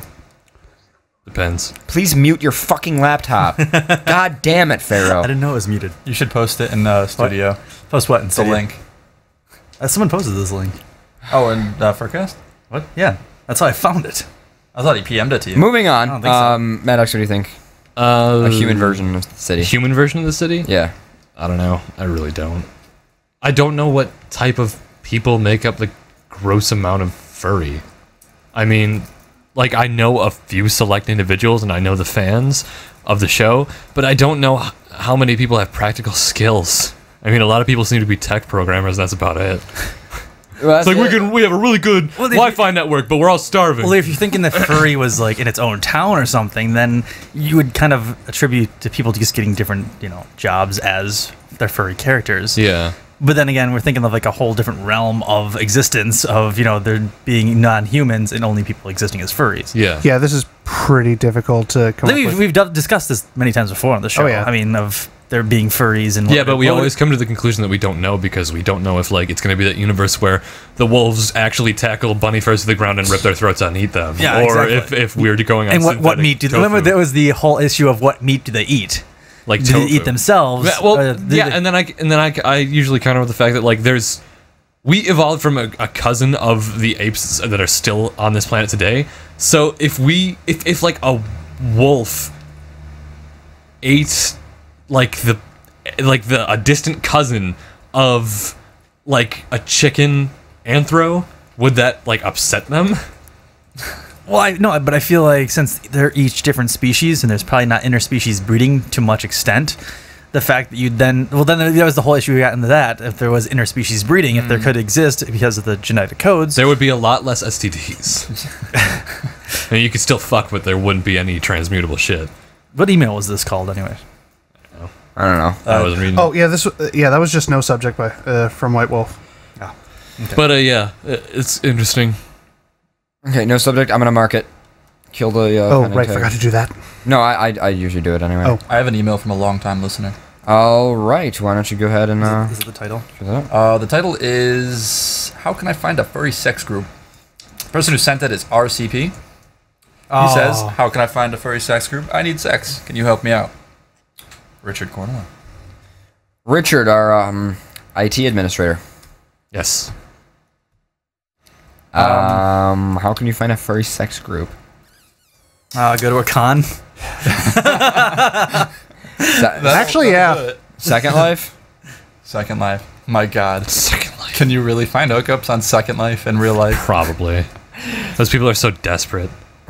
Yeah, that would end up so There's bad. some local for that was actually saying that because she's female and on Second Life and talks to people just give her money. Seriously? She goes, "That's just sad." She goes, "How desperate do you have to be to just give me free shit because I'm female?" What was that, Richard? I heard my name. Yeah, we just read your email live on the show, Richard. What email? The email about the what is Furry it? Finding sex. Sex clubs or whatever. I'm gonna go to a sex club after this. Sure, I'll take you to a sex club, Richard. Yes, do it. Count me out. Uh-huh. Yeah. We're not going to a sex club. I do Yeah, have- I'm still traumatized when some friends drag me to a strip club in Windsor. And, oh God! Not as bad as I went to the gay bar at AC. That was I awful. heard Actually, about that. the main thing that traumatized me So was that it bad. was $5 for a bottle of water. That's the Oh only my thing that really God. I didn't buy traumatized me. anything. It's just That's everywhere. That's bars. I know, and that was on top of what I swear was a $20 cover fee. Ouch. All right, so I have an email to read here. I have one too. Oh, you have one too. I have a legitimate one as well. Okay, then what are we gonna do? I need help. Okay, wait. Yours is short. Go ahead. You like it short, don't you? Can't handle much, can you? Fuck you. Oh my god. Huh? Let's ask. Richard, you seen a picture of my dick? Is it small? I said you like them short because you can't handle much. Oh. Meaning you can't sew. Never mind. False alarm. Richard, have you seen a picture of his anus? How much could his anus handle? How deep does it go? How deep does it go? Have you probed his You know, anus? I am a top. So you That's can't what take you much. say now. That's what you say. We're gonna have RCP probe you later. Oh my god. One day you will switch just in case, just to try. Pharaoh, read your fucking email. Okay. I need help. Could you help me, please? Very direct. We should try. Whichever one of you guys gets this message, I've been trying to find out where I could find an artist to draw my character's concept art. Do you guys know any good artists that you can trust? Pharaoh showed me his Fox concept art, but I don't know who did his. It looks pretty awesome. Is there any way you guys could help me? Like, direct me to someone who, or maybe just give me someone's email who does do concept drawing. I would gladly appreciate. Ken V. The person who did mine was Cat Wolf on FA. I believe she's taking commissions now. Actually, there's a lot of artists on FA that are taking commissions. I mean, if you just search around and find an artist that's doing a style or something, and just look if they're doing a commission or not, that's probably the best way to get character art. I mean, who else would be? I would definitely check out Plague Wolfen. She did a ton of my commissions, and they all came out amazing. So I know there's Cat Wolf, who's doing commissions right now, that did mine. There is Casey, which is a fan of the show. I believe she's accepting commissions right now, so she could do concept art. There is Crimes, which is a local fur that she does artistic things. I would say at this point what you should probably do is just first of all you should probably be on FA and you should probably follow people. That's a start. You should probably get associated with just art and how it's done and people commissioning stuff. Then what I would do is if you see any like what is it? What are we talking about again? Artists or pictures that you like or Doran's different open too. No, but specifically what are we talking about? Character concept art. I guess ref sheets maybe? Ref sheets, yeah. Okay, if you see any ref sheets you like, contact the artist, say how much you charge for, look into them, see how much it would be to commission them. Or what you could do is you could actually just contact an artist that you already know that you like, who just does art in general, and ask them if they would do a ref sheet for you. That's what I would do. If that's what we're talking about here is ref sheets. There's many different ways you can actually go through this and get concept art or ref sheets of your persona or character or anything like that. I mean, there are many artists that open up recently. I mean, a lot of people are looking for money right now. So, I mean, I would say a ref sheet runs anywhere from $20 up into $50 for normal artists. And then you can get ref sheets that get really complex, like running from $55 all the way up to like $150 or even $200 if you're going like... I want everyone to know the color of my taint. What? Doesn't Kaze? I think someone unplugged me. She sort of does sometimes, but I was watching her stream a few nights ago. She's really good. Yeah. So I mean, she's I got my around. computer unplugged, and if it goes unplugged for more than like 30 seconds, it's gonna die. You're done, son. Can I say something? What? I was halfway asleep when you said stuff to me. Oh, well, whose fault is that? We're not sleeping. Anyway, we should probably read another email. Indeed. So, a Zen or Alex? All right, I have one that next. It's pretty long. I have a short one. Do you want to go first or? Oh, go for it. Okay. Dear FurCast, I feel as if there's no point to it all. Why even open up your heart just for it to be shattered? Throughout my life, I felt like. Okay. Can I just pause there for a second? Actually, I'm going to pause there for a second, and I'm going to say that is a decision that you make. I don't trust people. I was actually discussing this recently with one of my mates. I don't trust people. I don't trust my mates. I don't trust anybody that I love. And it's not because people are untrustable. No. It's not because people are untrustable. It's because I don't need to. Why trust them? If I trust them, then I can get fucked. If I don't trust them, then I can't get fucked. So all I do is I assume the worst, and I don't get fucked over. And I have a lot of people that I love, that I attach to, that I bridge emotional connections with. But if my mate right now came up to me and said, "Do you trust me?" I'd say, "Not really." But I think if my mate said, "Well, why don't you trust me?" I'd say, "Because I don't need to. I don't need to trust my mate." And that's your way of doing things. No, but I think to be honest, I think that it has nothing to do with open or any of that shit. I'm not saying that anything, but I think that's kind of a brick wall of emotions. Like you're putting yourself, you're blocking your emotions for a partner. I'm a logical person. I'm not an emotional person. I'm a logical person. So that works for me. Yeah, I'm not saying it doesn't work for you. I'm just saying that in general, I find that awkward because I feel that kind of blocks yourself off from the person that you love. No, because, like, for example, it doesn't mean I don't love them. I have an immense love for them, and I would hope that I can always love them and that I can always have them, connected with me. But it's just that, do I put trust in them? Everybody's like, "Oh, can I trust them? Oh, I don't. I had trust in you, and you broke my trust." And I just don't give a shit about that. Like, for me, it's just I don't care. Like, I don't fucking need to trust anybody to love them. Like, I just love. I don't know. Like my mate, I love them, but I don't need to have trust in them. I'm glad that works for you, but I just completely disagree with that. Like, if my mate fucks me over, then that sucks, and I will probably cry and I'll probably be upset. But "Oh my god, you broke my trust." No, because I never fucking trusted him in the first place, and I don't need to. Yeah, well, I think you could have trust for someone. Again, it's logic. And then have your trust broken. No, okay. Do I trust them to not shoot me? Okay, yeah. But do I trust them to always be by my side? No, and I shouldn't have to. I never trust. I disagree so much with that. I feel that sometimes there is a. I would hope that they would, and I will definitely respect them to always be by my side. I feel that a lot of relationships you have to have that trust. Again, I'm saying, but then it's just going to get broken for you. So, but then it's just going to get broken. That's part of a relationship. I think that's fucking stupid. I think that's stupid and inhuman. Yeah, honestly, like. I agree that I agree that it's probably definitely not the best way to approach a relationship, though at the same time, well, again, it's probably how I do it. I feel that trust is earned, though. I feel that when you start a relationship, there really is little trust. I'm not saying there's no trust. I'm not saying that I'm not upset when like I lose my mate. Like I'm fucking upset. It's just that I just don't have this whole thing of like, oh, I trust you to always be. Again, I would trust him to not shoot me. I would trust him to be nice to me, and I do trust them over a long period of time to, hey, you better coherently figure shit out. So if we are going to break up or something, you know, we would sit down, we would talk about it, we deal with our issues. I do build trust. I'm not saying I don't have any trust. I'm just saying the whole. Do I trust him to always be by my side and that gets broken? No. I never trust a mate to always be by my side, and I shouldn't have to. And I would hope that they don't trust me to always be by their side, because then I'm responsible for that. And I don't want to be responsible for always being by their side, because I'm human too, and I fuck up too. I feel like that's different than trust, though.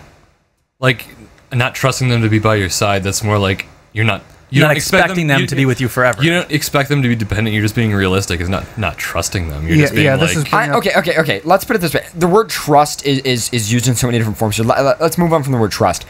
I don't count on my mates to be there always for the rest of my life and to support me. I can partially agree with that concept. Wait. Don't interrupt me. Don't interrupt me. Whatever. In a second. Okay, I'll let you go in a second. I'm the type of person where I am just grateful for everything I have. I don't take anything for granted. I am very obsessed with looking at my life from a third-person perspective view. I'm very obsessed with looking at, hey, this is who I am. This is my job. This is my financial situation. This is what I'm always looking at that, and I don't look at it from my own perspective. Oh, that sucks. Oh, I have to work today. I look at it from a very outside perspective. Who am I? Where do I live? I'm some kid. I live in America. This is how old I am. I have this hobby where I do this show. I'm into this subculture on the internet, which is like my entire life, and I have this really great job, and I have really great friends, and I go through and I look through all that stuff from that perspective. When I lose a mate, while it is disappointing, while it is emotionally taxing, I look at what I have and I say, you know what? I have it. I'm grateful for it. And if I don't have it and I lose it, that sucks. But I'm grateful for the friends I still have. It's a very, very, very logical stand. And maybe this doesn't even make sense to some people. Maybe it does make sense to some people. But I'm just the type of person where if you come up to me and you give me love and you give me support, I will be so grateful and so happy. But if you remove that from me, if you just remove it suddenly and I had built trust in you, yeah, it might piss me off and it might upset me, but I'm still going to go to all the other people who love me and all the other friends that I have and my family and my parents and my other mate maybe, or you guys even, or even you guys who listen to the show, and I'll get support from them, and I'm grateful for that. And so that's what I'm saying. But I feel that does work for you because you have an open relationship, but I think it's not a logical concept when you have a closed relationship. It's not even really about being an emotional relationship. Well, no, because the relationship's over at that point. No, I said I think this works for you because you have an open relationship concept, while I think for a closed relationship cannot function without trust. Trust is a very big trust I is agree. The biggest part. For a closed relationship, trust is the biggest part. So I can agree with you when you say in your open relationship status that you don't really have the trust for people, and that makes perfect sense. Again, I build trust. If one of my mates just like upped and left and said I'm never gonna fucking talk to you again, I would be really fucking upset for days. But then again, would I be like, they broke my trust? No, because I never really trusted them for that in the first place. I trusted them to just respectively love it. I don't know. I guess we're digging ourselves in the hole here. That does work in your perspective, but I would say that in a closed relationship, because open relationship, I think that works perfectly well. It still seems a bit awkward to me because I'm in a closed relationship. I know a few others are in a closed relationship to some extent. I mean, have been. And for a closed relationship, because I just wanted to give my perspective since you gave yours, trust is a key issue. And I guess that seems awkward to you, but again, that's... No, I agree. You know what? You're right. And that's the thing, like for me, for example, I don't like to go to any of my loving partners and say that I trust them, because I feel that that's kind of being an asshole. Because I'm basically telling them, oh, I trust you, you can't break my trust. I feel like that limits their freedom.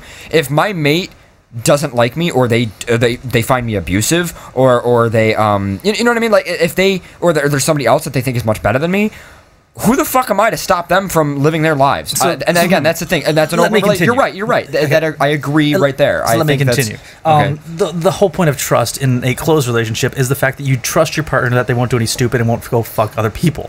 I mean, again, for the open relationship, that wouldn't make sense because you have an open relationship. But for a closed relationship, a lot of trust relies on the person, and you're kind of... Again, that trust is earned, though. You don't start a relationship and have full trust for someone. I would say... It's not exactly even trust in that case.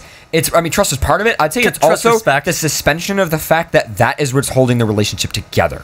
It's kind of like... No, I disagree with that. It's kind of like if you have a relationship with your house, that's also dependent on your job. If you lose your job, you might lose your house. Same thing with that. If your mate has sex with somebody else, that ruins the relationship. But so if you want the relationship, finally give my last the value in the relationship is given by you not breaking the other person's trust. So it's you know what I mean? Slightly, I guess. I don't know, but I think that trust has a lot more in a relationship than just the concept of not fucking somebody else. I totally agree. The trust in somebody in a closed relationship, at least in my relationship, when I say I trust my mate. Can we all agree that sex is one of the least important things in some cases? Depending on your relationship status. Depends, I would say. Humans are really sexual animals. It's a way to bond. I think to look at a relationship without any sex ever, unless you... But I'm just saying that, like, when it comes to a relationship, a lot of times... I'm just saying that's a pretty bold statement to make that claim. Well, that's a really bold statement. Not most of the time. What I was aiming at is that, like, it's not like the having sex with someone else that's breaking the trust. It's something more than just that. Yeah, because you can still have a closed relationship and have sex with other people, and just the fact that you acknowledge it. Go ahead, Maddox. Not just in the whole cheating aspect. When you trust your partner in a closed relationship, at least in my relationship, when I say I trust my partner, it is vilifying their honesty, in the sense that I'm saying that I believe that their opinion and their way of living is respected in my eyes enough for me to care about how they go about living. Okay. And how they affect my life. A few things. So first of all, shout out to Koji Fox for donating. The person I had this conversation with that I mentioned earlier is Koji Fox. And in the chat room, he just confirmed what Maddox said. He said, trust isn't I'm totally agree with this. Trust isn't a choice. It's there whether you want to acknowledge it or not. And it's broken based on your actions. However, I feel that what you were explaining here, Paradox, is that you don't demand illogical promises. It's not trust. Yeah, exactly. You're going after the wrong term. I feel that you're going after the wrong term, too. You're saying things like you don't trust them to be at your side, but it's illogical to believe that someone will always be at your side. Right, when you trust someone, you would trust them to not be at your side, if you get what I mean. Like, if you had a mate, you would trust them in the sense that you are able to identify that their honesty restricts them from being at your side constantly. You would recognize that they cannot do that, and in that sense, you would not expect it from them. In that sense, you are respecting and trusting them.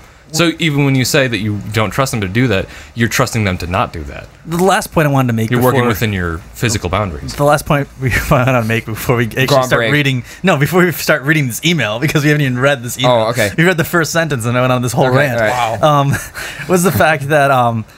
when I started started dating my mate, the original concept was we didn't want to hurt each other. So what started our relationship was the fact that, we were like, right now, in this point in our lives, we're the best we'll find for each other. But if there comes a time when we find someone better for each other and it brings the other person happiness, then we said we both were completely content with ending the relationship because of the fact that they found someone else that made them happier. I fucking love that. Than our current situation. That makes me... I love that. There is no one that makes us happier than each other. But the fact that we started the relationship... In a way, you're not really open, but in a way, you're sort of testing the grounds to say that if you find somebody happier, you should go for it. But because you haven't, that proves that you guys are more made to be with each other. That's very brave. But that's one of the reasons I like the open relationship too, is that my mate can go have sex with somebody else and then come home and I can be like, oh, how was it? And he can be like, it was fucking terrible. I kind of just want to be with you right now. At this point in the relationship, there really is no... and you're married now. Yeah. It wouldn't be... But it was at the start of our relationship, but the first year and a half that we dated, it was, right now, this is the best we have. If there was a person out there better that made the other person happier... That's awesome. Then we would end the relationship, and... That's very respectable. It would be saddening to end the relationship, of course, because it's always sad, but we wouldn't dwell on the subject because we would know that the other person would be happy. And that was what started our relationship. And that's one of the things, I guess... For any relationship, it's to just answer one thing in this email, and then we can continue reading it. It's empowering to give each other freedom. It is empowering to give each other freedom. And the also thing is that you should not go into a relationship expecting it to be the only relationship you'll ever have, or expecting that relationship to work flawlessly for the rest of your life. And a lot of people seem to do that. And it kind of annoys me that you would go like balls deep into a relationship right off the bat and say, this is the only person I can ever love, which in many cases, that's not the case. I mean, even a lot of people that get in relationships are like 16, 15, and they're like, oh, I love this person so much. And it's like a puppy dog love or your first relationship love. And it always kind of aggravates you that they're like, oh my God. But I can't agree that can... We're going to be together forever. That can work out. I'm not girlfriend. saying that, the first relationship you get into can't work out, because that can happen. It's just... It's a rare occurrence for it to occur. The first relationship I had lasted for approximately 3.5 years.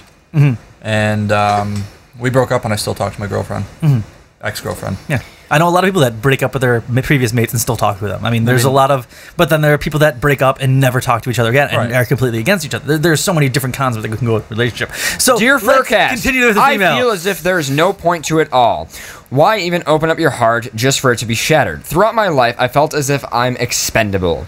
It seems like there's no friend... It seems as... Okay, I'm sorry. It seems if there's a friend to abandon, it's me. If there's someone to place blame on, it's me. If there's someone you don't want to talk to, it's me. And I'm always being abandoned by friends, tossed aside, or ignored. You guys are talking about stuff and you're not including me. Okay. There's something not important that I just wanted to explain. I have no one I am actually close with, no one to cuddle with, no one to even yiff with. I search for companionship, but no avail. I search for a pack, but no avail. I search for romance, but no avail. Inside, I'm a lonely child sitting in the corner crying as everyone passes by me, ignoring my tears and my pleas for help. Last week, I asked a furry out, age 21, and she said yes. However, 1 week later, she tells me that I am quote-unquote clingy to the point of desperate, end quote. Bam, right there, that's your problem. Because you're desperate. You can't... Yeah, I have to agree. You know what I mean? Start with a friendship. Don't expect to have a mate right off the bat. Don't go and look at someone and be like, oh my God, I fucking love you. I understand that's hard. I understand that's hard, but that's the thing is that because you're, oh my God, I fucking just wish I had somebody to hug. And that, I'm fucking lonely and this fucking sucks. And then you get a mate and it's like, oh my God, it's so awesome. I finally have somebody to cuddle with. No. They're not feeling the same way. No. It's hollow for them. What you want to do is build up a friendship and build it up slowly until it comes to the point of, we've been friends for a really long time. I'm glad we're getting closer. You get closer and closer. Finally, it's like, now first of all, just so you guys know, I cuddle any of my friends. Like, I'm fucking opening. But let's use cuddling as something you would only do in a relationship for just the sake of this. And then all of a sudden, it's like, I'd really like to cuddle you, and you just kind of build it more and more and more and more and more, and then eventually, you don't even realize. All of a sudden, you realize you're hanging out with each other all the time. You're around each other all the time. All of a sudden, one day you go, we're kind of in a relationship. You ever realize that? That is an ideal relationship. That is the ideal way to do it. That's what happened with now, again, it doesn't always happen that way. Sometimes relationships start fucked up, but I'm just saying that is the ideal. Oh yeah. My current relationship right now, which is it's a great relationship, but it started because I like to have my hair played with.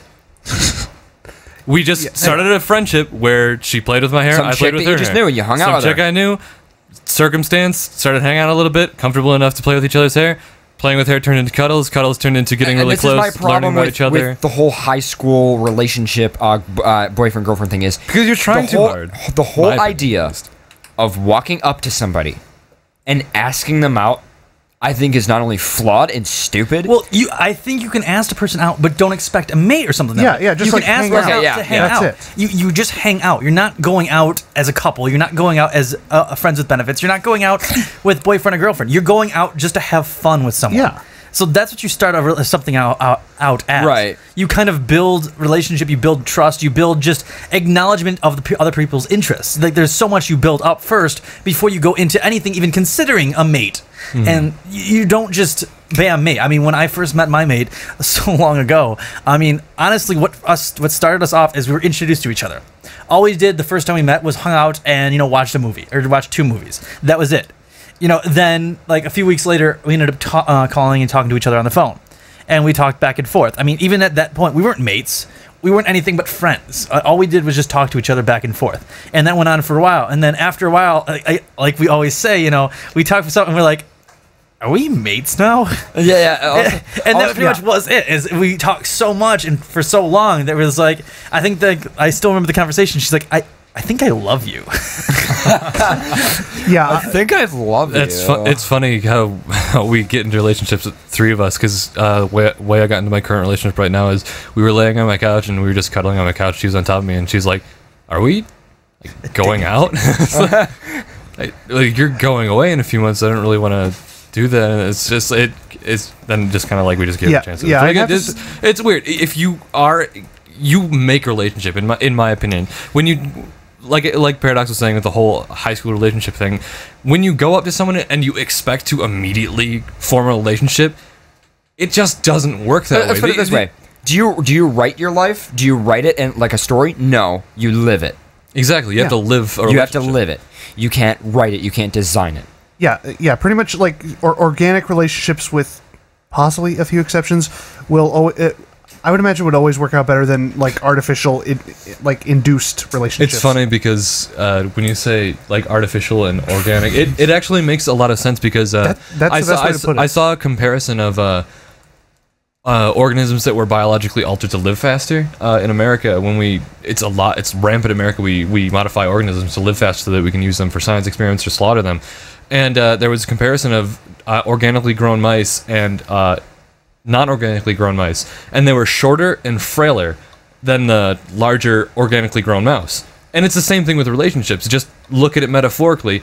You can't make a solid, healthy relationship in this much time. You can make that artificially relationship that's frail and hollow mostly on the inside. It's prone to failure. And sometimes it could still be, even if it's short, one of your best relationships. Yeah. So it just depends. So it depends. I honestly think it's safer to fall into a relationship than to ask for one. Yeah, so skipping back to the email. Last week, I asked a furry out age 21. She said yes. However, 1 week later, she tells me that I'm clingy to the point of desperate, and she didn't even let me take her out on a date. I know I'm clingy. I'm clingy because I hold on to what I have and try not to lose that person. How is it that even though I'm cute, sweet, awesome, adorable, and awesome, but all of that means nothing because I'm quote-unquote desperately clingy, end quote. You think too much of yourself. No, wait. No. That's what she told him. Oh, okay. Because you probably are a cute, sweet, awesome, cool person, but the problem is, you know what? Everything that we just said. You can't just dive in and expect something. It also degrades the person if you're desperate, if you know what I mean. If you cling to somebody and you're like, oh, no one else take me and you're saving me from this. It makes them feel like shit because you're degrading them because you're acting like you're broken and acting them like that. They should accept I think you too. can be clingy with a person unless you don't show it. I mean, you can be overly obsessed with someone and fucking love the shit out of them, but you kind of suppress that emotion. Mm-hmm. You don't go into someone. You could have the hugest crush on someone. Or you admit it, and say, you know, I'm fucking obsessed with you, but I just don't want to build anything from it yet. I still don't think that you should admit it. I feel like when you have such say a deep lust or just like a over fascination or like the clinginess, that should be better kept inside for the beginning or start of the relationship. Okay, so you should wait until your hidden emotions match theirs. Yes. If that makes sense.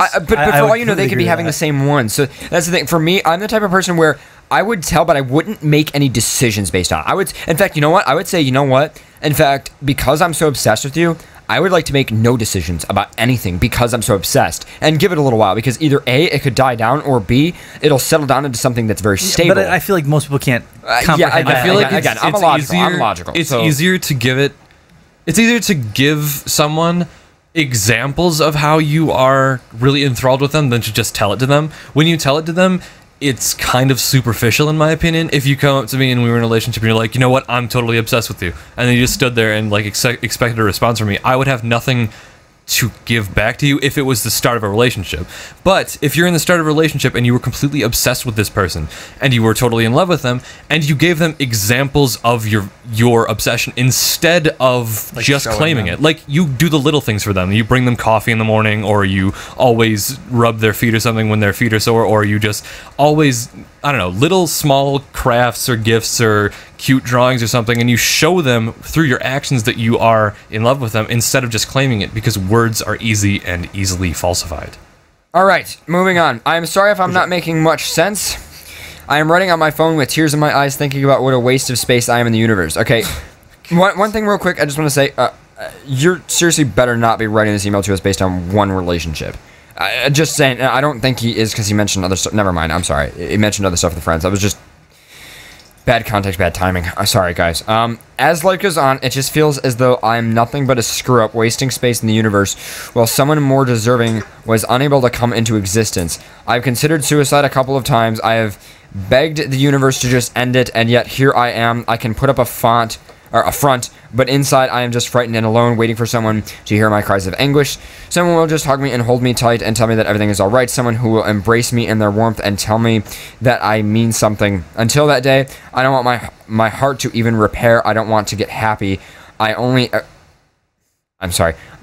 have that happiness taken away from me. My heart has been shadowed through my dreams. The crying kitten, Amy Midnight, sent from my iPhone. So at this point, what I would say is, biggest thing that just, like, hits it in my head, most important thing you said in this entire email is, I don't want to get better. That's it right there. I want you to think of life as in this way. And we've described a million times that life is only your perception and only in your head, and technically nothing is real. I want you to think of life as this. You are in a virtual reality, and no one else except you is real. The only thing stopping you from doing what you want to do is the NPCs. So do whatever the fuck you want in your life and get whatever the fuck you want. It's just like a video game. You can get wherever you want. You can do whatever you want to do. That is the way you can think of life. And from that perspective, if you want to get better, you will get better. But if you just want to get to the last level of the video game by just throwing your controller on the ground, you're not going to get fucking anywhere. Doesn't matter if there's cheats or not. It doesn't matter if you got more lives from a little section of the map or something or not. It doesn't matter, because in this world, you have to have the perception that you want to get better. I'm going to recommend definitely make sure you're not vitamin D deficient or vitamin B deficient. Another thing that's I'm definitely going to important. recommend that you've got proper nutrients. Literally, your brain cells will break down and not be able to metabolize properly if you don't. Just putting that out there, I think that's one thing that's important. I would say, I mean, we've discussed this a lot, and I don't want to spend too much more time on this email, but dude, you're not a screw-up if you don't want to be a screw-up. And another important thing to note is, when you want to get into a relationship with a person, this is just my opinion, I don't know about the other people in the studio, I don't think it's healthy to get into a relationship with burdens you're carrying. Because if you are broken, or you are mentally deficient, or you need help, in my opinion, it's unfair to get into a relationship with somebody and claim that they're a terrible person for breaking off with you or something like that. Because you can't expect someone to build upon sodden land, if that makes any sense. You shouldn't need anybody to survive on your own. Exactly. The fact that you're upset about people, like, okay, if you're upset about losing your house, that's one thing. You're upset about losing, a couple friends or a lot of relationships, that's one thing. You're obsessed about, you're upset because you lost your job or you don't feel like you're succeeding the way you want to. Again, that's one thing. But being upset because you're not in a relationship, it is your job to be stable on your own. You can be the most stable, happy motherfucker without a care in the world and fuck other people. And until you can do that, I would say you're probably not even ready for another person. You should be stable before you come in contact with that person or a relationship or something like that, before you even try. And again, that's why our other advice, which we recommended, like, become friends. Don't just design a relationship. Say, hey, I guess are we in a relationship now after a year of being friends with somebody?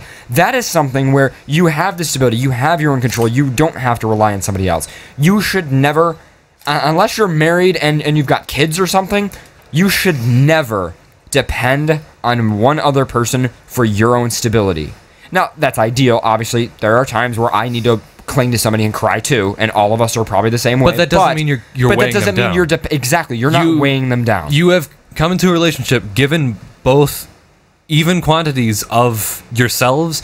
You're stable, you are fine, and you build a friendship upon that.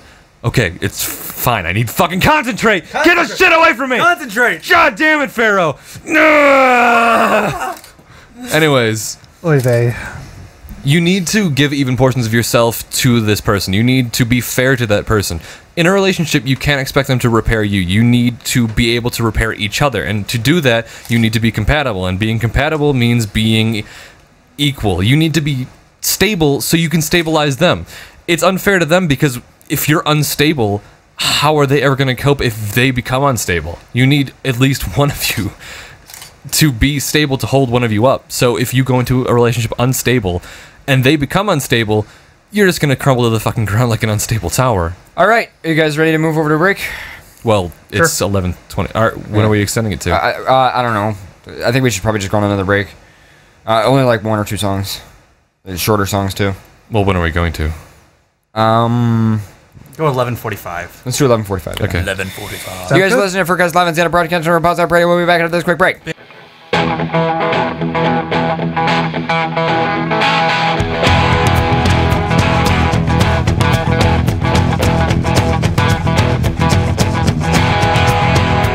I walk 47 miles of barbed wire. I got a cobra snake for a necktie. A brand new house along the roadside, and it's made out of rattlesnake hide. Got a brand new chin that baby built on top, and it's made out of human skull. Come on, take a little walk with me, baby, and tell me who do you love? Who do you love? Now around the town they use a rattlesnake whip. Take it easy, baby, don't you give me no lip. Who do you love?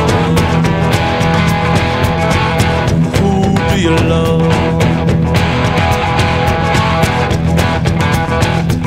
I got a tombstone hand, a graveyard mind. I'm just 22 and I don't mind dying. Who do you love?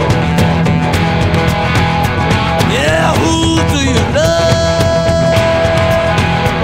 Ah, who do you love?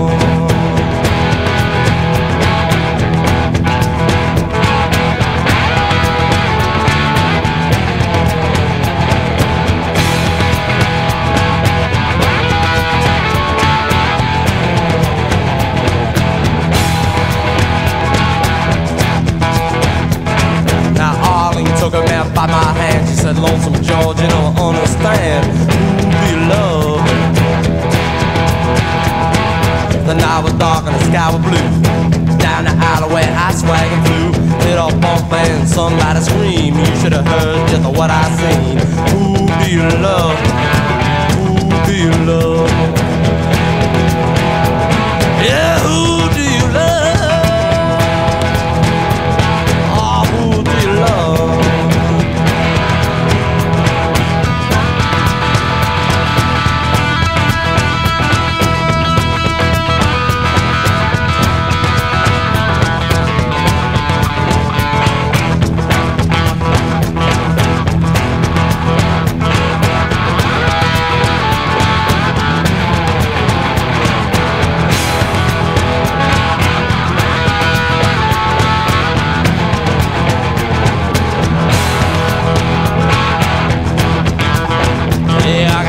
Stone head, a graveyard man. Just 22, baby, I don't mind dying.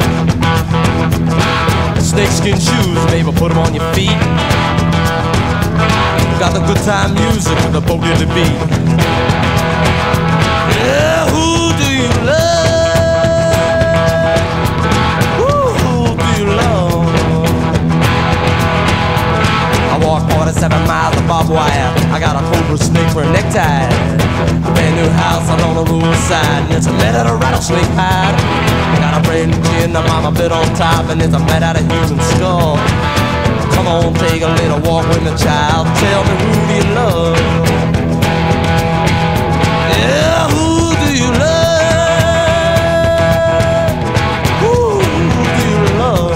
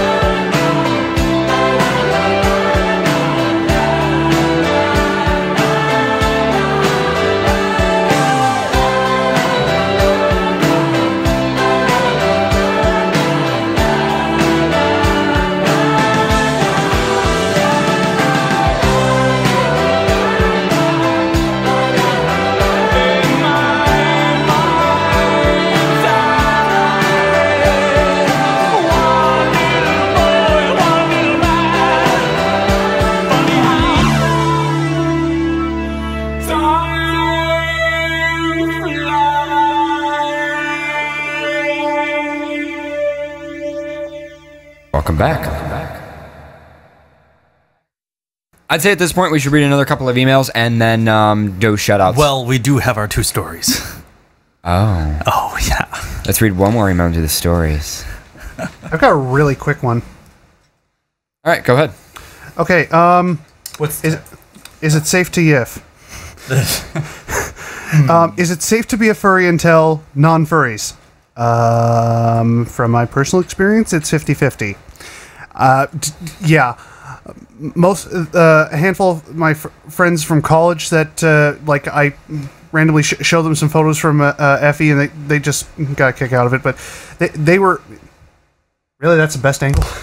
Oh, whatever, I can keep switching. Really? Just read. Talk, whatever. Yeah, and they were perfectly different to it. However, one of my old employers, I'm interviewing for him to actually hire me for some contract work, and that was going fine. And then I mentioned in advance I was going to be away for a weekend in Toronto, and he asked what for. It's like a convention, and then he's asking what kind of convention, and like I told you guys this story. I had a complete brain fart, couldn't think of a good cover story, and he went and asked, it's not a furry convention, is it? Fuck. So I just admitted, and for a while it was perfectly fine. I mean, like, just the occasional in-jokes, and I'm a joy to tease, so I don't care. But then while I was at the con, he started almost harassing me, pestering me with text messages asking about the con, until the point where he sent me a picture of his cat's ass. And it's like, yeah, you can share that with your friends. What? And it's like, okay, yeah, you can just fuck miles off, and good luck finishing that Sherpio project. Oh, wow. Yeah, because as far as I know, the only other guy he could get to do it was my old boss from internship, and, well, from what I gathered during the internship, he couldn't code jack shit. Wow. Yeah, so, no one knows that. My parents don't. My parents didn't even know that I quit. As far as they know, the funding on that project caved in, so I had nothing else to. I had nothing else to work on for him. And, why don't you smile for your parents who are watching right now? I'm kidding. The fear that washes over your face. Yeah. Sodomy. Bestiality. Hi, Zoomeroo's parents. Sex. Balls. Penis. Deep. I wonder if my brother would get a kick out of this. I'm not sure. My mate's mother listened to FurCast and she said that we talk like pigs. Really? We talk like pigs? You talk like pigs. Well, she turned in what we were saying, like some dirty ass. Yeah, seriously. Yeah. It's not fair. It does happen sometimes, but it happens. Well, technically speaking, whenever you just tune in, it's always during some pretty fucked up shit. That happens to you on TeamSpeak too. Like, I remember the one time you tuned in on TeamSpeak, and the one time it happens all the time. Like, I'll just be like, oh man, I love fucking stuff. Like I don't know. For me, like, lube is just a little bit more sticky when it's like that. And all of a sudden, right then, you'll join the channel, and Zoomer's just like, what the fuck did I just walk into? It happens so much. Yeah. So, yeah. One more email. Somebody, one more email. I believe I have one. All right, Zen, why don't you go? All right, this person did not want their name to be read, so I'm not going to say it. But I need the title. Lonely Fur. Hello, FurCast. I'm a long-time listener, and this is my first time emailing you. So anyways, I have been in the fandom since I was 13. I am now 30. My family now know and accept me. I don't follow anyone in my town like me. I don't know how to find out if there are any. So apparently he's looking for furs, or people in his town. Other furs in my town. I guess I'm wondering if you have any advice for me. IFPL? Yeah. IFPL definitely has a lot of the older generation furs on it. A lot of the furs that actually joined it, actually. Well, he is an older generation fur. Yeah, he is an older generation fur. I thought he seems like one of the people that would already have an IFPL. Yeah, so... But just not active on it. Yeah. But definitely IFPL, Facebook, maybe. Pounced. Yeah. Pounced. Definitely. I mean, 30 really isn't even that old. I mean, what's it called? Aconite, Scribblefox, both of them are in their 30s, which I didn't even realize. I mean, I was hanging out with them like they were 24, 25, and he was like, "You realize how old I am?" I'm like, yeah, no. yeah, I was hanging out with several furs at the meets, and they're 30 is pretty young. Yeah, I know, say. but still, just for that, just like that length of time, like starting at 13. This is coming from someone who's only been in the fandom for just under 2 years, so. Well, if you started in the fandom since you were 13 and are 30 now, if you were active in the fandom, I feel like you would be pretty well known to or well versed to what furry is in the area. I mean, especially with cons and everything. Cons are pretty much the main social aspect of the furry fandom. Unless you're like sheltered or something. But I mean, unless you are like disabled or a disability and you can't really make yourself to cons or stuff like that. But I feel like a lot of times, even for people from 16 to like 50 are going to furry cons. I mean, even Chihuahua Man is going to furry cons. Chihuahua Man. Even the guy in the tight skin leopard suit. That was frightening because he was haunting me. He molested the shit out of your nipples. What? He touched your nipples? He touched everything about him. He did a lot of stuff to me that I don't want to talk about. Really? Oh yes. Dude, how are you still alive after all this shit you've been through? I did in fact wash my suit. I would have too. He touched your suit nipples. Yeah, I think he found me a few times out of suit as well. He really liked Zen's suit. Really liked it. Yeah, he's like, Homer. Pretty much, it was like that. I actually saw a few pictures. I saw a few pictures of him on Fur Affinity. He's like inserting himself into fur piles, and you can. Vince in the chat room says creepy leopard guy is one of the few circles that he actually knows. Really? Yeah. Honestly, it would have been a lot creepier if he was inserting himself into something else. But the fur pile was just kind of like, yeah, we're gonna go ahead and like disperse now. That's terrible. I felt bad for him because he was just a really socially awkward person. He was like not a harmful person. Somehow Buzz Killington popped into my head. He was a Buzz Killington because you went near him. No, because he wasn't even proper. You would just show up and you'd be like, ooh. Yeah. It's like, oh, come on. You gotta do that. Really? Yeah. So like, he looked like one of the furries from PAFCON in CSI. Like, oh my god. Like, that is the level of furry we're talking about here. One of them. One of them. Wow. One of us. Good description, by the way. Yes.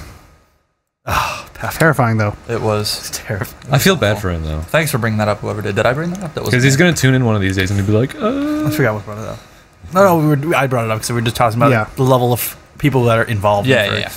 All right, one more email, guys, and then we'll just sum up with advice again. Okay. I would say definitely going to cons. That's one thing to get socially active. There's got to be a local furs in your area. I mean, from 16 up until 30, if not older. I mean, how old is Bandit now? 42, 43? Something like that. I mean, he's first generation furry in our area. We actually have generations set up. I'm second gen. I think Paradox is like second or third gen.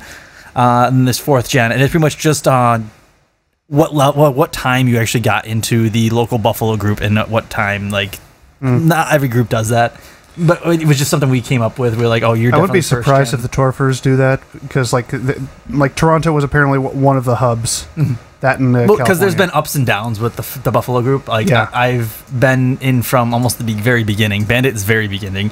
Then there's like I was second group, and then I watched the whole second group get really high and then collapse, and everyone just kind of went off separate ways because we lost a lot of furs that went to Rochester. A lot of furs just went other places, and that was it. So there was no real big furry group anymore. Kind of flaked and a lot of drama happened, and of course, like there was a lot of just like stupid shit that pretty much just dispersed everyone into smaller groups. And what a shock! And then no one would associate with the smaller groups, so then you had just a complete separation of all the groups around, and then it pretty much came back together.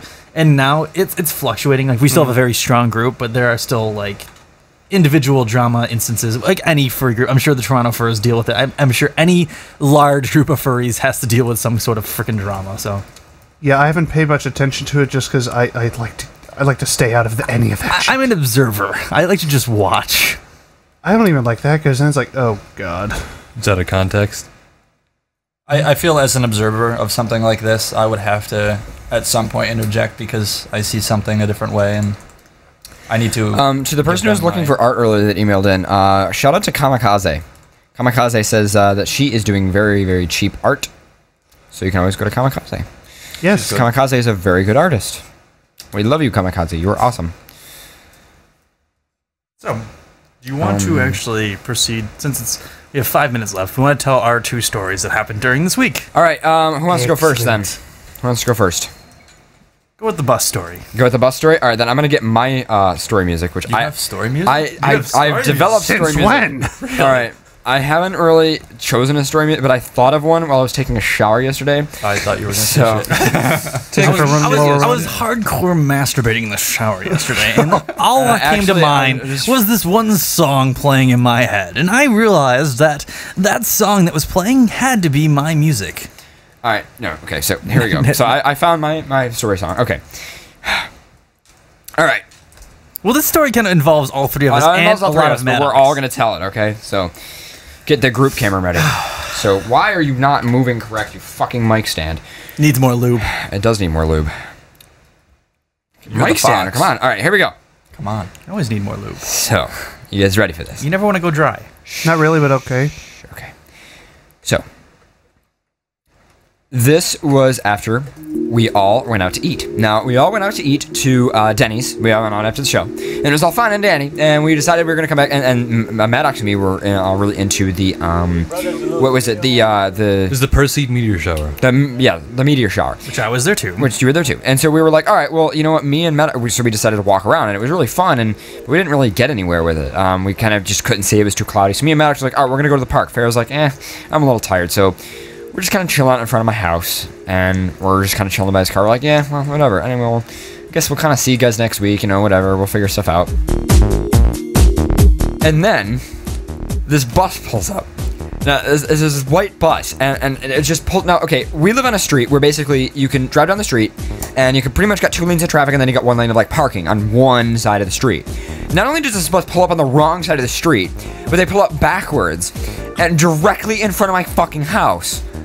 And we're standing there because we're pulled like a little bit further up. No, wait, you have to build up for the story. Okay, because we were all standing outside of this house, and all of a sudden, this bus does the creep. It creeps up to the street. It's going fucking 2 miles an hour. And we didn't notice it at first, and then we just look over and we just see this bus like slowly going. And then keep in mind, the steam is just like building up like through like the headlights. You can see the steam in the headlights. We're just like, but it passed your street, and we're like, all right, this is really fucking weird. And then it started backing up. We're like, what the fuck is going? Yes! Like, what the fuck is going on here? So it pulls up, and then it backs up, and then it comes down the street. Okay, so anyway, because I live right near the end of the street, right? So, okay. So then we're just kind of standing there, and everything's fine. So all of a sudden, this bus driver, and he's fucking pissed. Like, I don't know why. It was this black guy, and he's just fucking frustrated. Like, and you can. The most mysterious part for me, and we can include this now because somebody came out of the bus, is that there was an enormous pool of something. Wait, wait. That's later. Later. No, that's part of it now because he opened the doors, and it must. No, I'm explaining. Shut up! You're not good at explaining stories, anyways. I'm putting my part in. I was waiting for that. He's putting his part. I'm putting my part in. Stop fighting! Okay. Do what I want on my show tomorrow. Yes, you have no say in this matter. It's my story. No, it isn't. We were all there. Doesn't matter. Doesn't matter. Doesn't even matter. Anyway, okay, so let me continue. All okay. my real friends are so then, what happens? So we're just kind of standing there, and nothing happens for a little while. Like, for some reason. So all of a sudden, people start to get off the bus. And there's like this whole crowd of people. They're like all these kids. So nothing happens for a little while. We're just kind of standing there. So we're just standing by Pharaoh's car. Okay, again, guys, don't push the story further. Fuck you. Okay, so then I wasn't pushing the story further. I was leaving suspense. So then we're all just kind of standing there. So all of a sudden, this chick comes over and she gets onto my lawn. There's two chicks and a dude. God damn it! No, wait. Fuck you! Let me tell my fucking story. I am muting all the mics. So, I'm getting to everything. You guys keep interrupting me. So, you're leaving out details. Important ones. No, I'm not. I'm not leaving out any details. Again, every single time you guys have interrupted me, you've added something I was gonna fucking say. So, this chick comes onto my lawn, and she gets down in like the kneeling position, and she's just sitting in this tree in my yard, like she's on my fucking lawn, and we're like, okay, whatever. So eventually, she's just sitting there like down. So all of a sudden, this kid walks over, and he must have been her boyfriend or whatever, and they're just like sitting there. He's just patting her on the back, and she starts doing like the throw out motion, and so she's just sitting over there with this kid, and she's just puking on my lawn. And keep in mind that me and Pharaoh and like Matt, we're just standing over there just watching this whole thing take place. And so we're all standing there over by Pharaoh's car just watching it. And we're like, what the fuck is going on? And there's like this whole crowd, this whole group of people just standing in the middle of the road in front of my fucking house. So then eventually, this one kid comes over. He's like, why the fuck did we get dropped off? Wait, no, he stopped off at the girl, patted her on the back. So and then he comes over to us, right? And then he comes over to us, and no, but he doesn't even come over to us yet. He's kind of just walking like in the middle of my lawn, and he's like, why the fuck did we get dropped off here? There's fucking nothing. And then he just goes over to us and he goes, yo, you guys just chill here? Like, like, what's up, guys? Well, at first, when he looked at us, he thought we were on the bus with him because he was just like fucking out of it. Yeah. So this kid looks at it and he goes, he's like, so hey, what's up with you guys? You guys just chill here? I'm like, I live here, and I just pointed to my house. He's like, oh, so you guys just like chill? I'm like, no, this is my house. This is my fucking house. And he goes, oh yeah. So you're in a band? You're in a band? And we're like, not really. And then Matt actually he like asked all of his, you're in a band? And we're like, no, we're not in the band, no.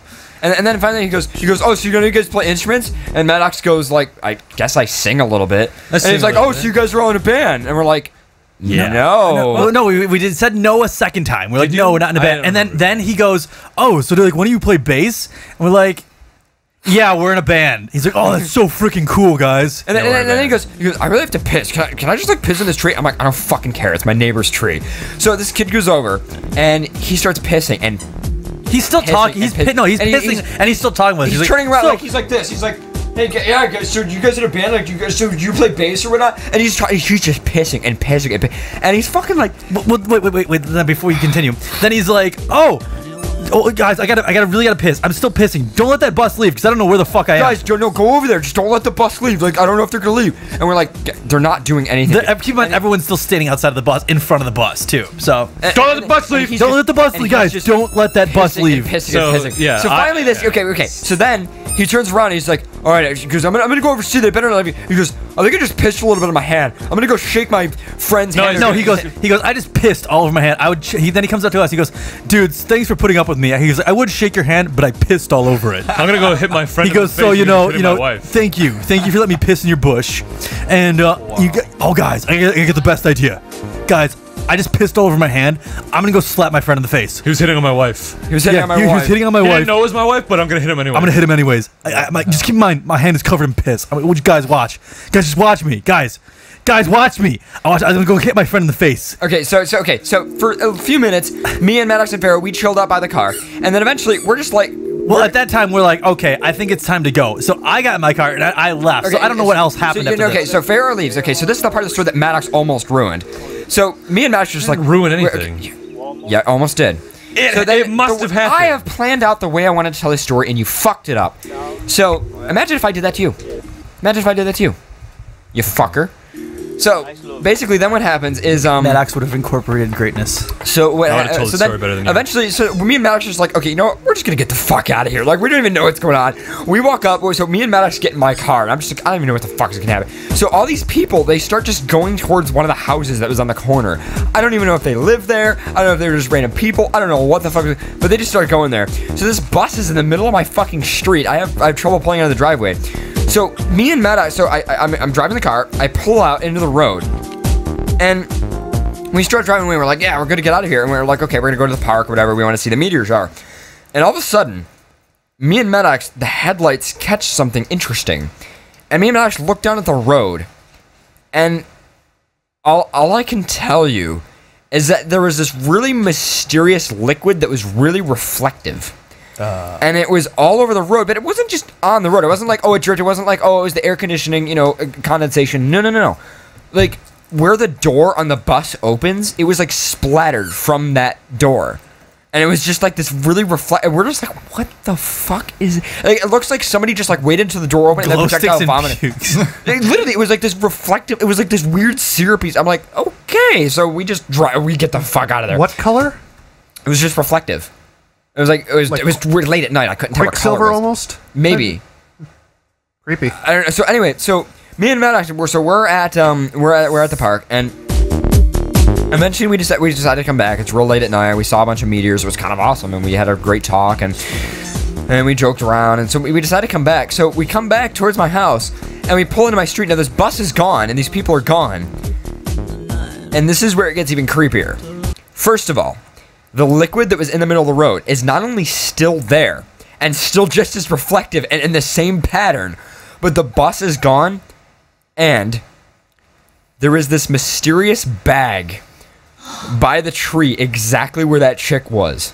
Just this bag, just on the middle of my fucking lawn.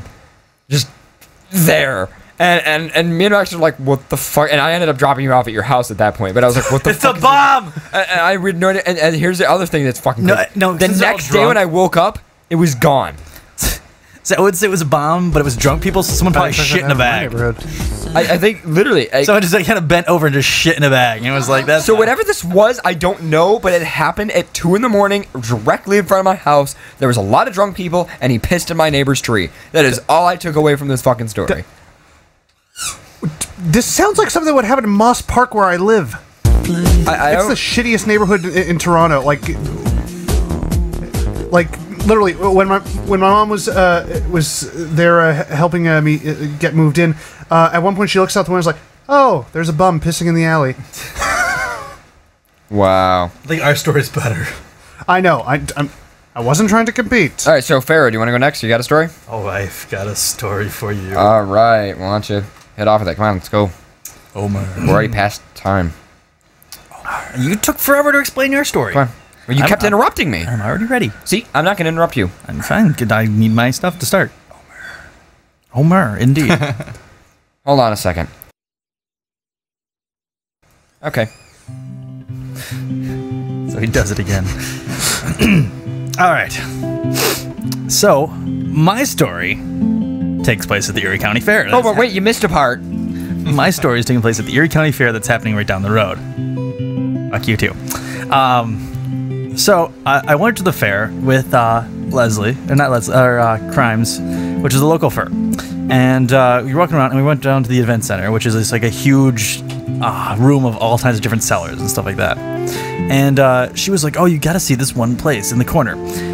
She's like, "It's got this little electric device, you know, you put it on it, it kind of tenses the muscles and relaxes them." She goes, "It's fucking amazing." So we end up making our way over there, and there's like this huge like little cloud line of people and stuff like that, so nothing really happens. And then all of a sudden, you know, I was standing there watching the video of what it is, and it's like, it says it cures back pain, and you can use it if you turn up the intensity Like for a muscle stimulator. Yeah, it's pretty much that's exactly what it is. But they have it all hyped up of this over, you know, $299. Yeah, fuck that shit. Anyway, finally, one of the guys working there comes up to me, and he goes, "Oh, you want to try?" And as soon as he started to talk to me, I realized that he was not of American descent. So his English already was poor as fuck. And he's like, "Oh yeah, you try. You just put it on you." And he goes like this, and he comes and he puts these two little probe things on my shoulder. So I'm like, you know, fine, you know, she got me over here to test it out. So I'll test this fucking thing out. And he grabs a little, looks like a little iPod Nano thing, and he pushes the button. And it starts the electric impulses, and which tense the muscles. So my shoulders are like this, and then they like stiffed up. So my arm was like going like this. So I'm sitting there like this for at least, you know, 2 minutes. I was like, this is kind of cool, you know? My muscles are going, you know, I have no control over them. All of a sudden, this fat lady out of nowhere, like, starts coming around the corner. And she stops next to me, and I'm still going like this, and I look over, and all of a sudden she looks up, she's like, "Oh my god, this stuff cures arthritis, you know, this stuff cures back pain." And she's like, "That's so interesting." And the guy's like, "Oh yeah, this does help back pain, and it is good for arthritis." And I'm sounding more Asian than Mexican, because this guy was definitely Mexican. Sorry if I left that out. I honestly think that because all the farms around here, that the Mexicans stopped working on the farms, and the fairgrounds were like, "Oh my god, cheap labor, let's just hire them to work our stands."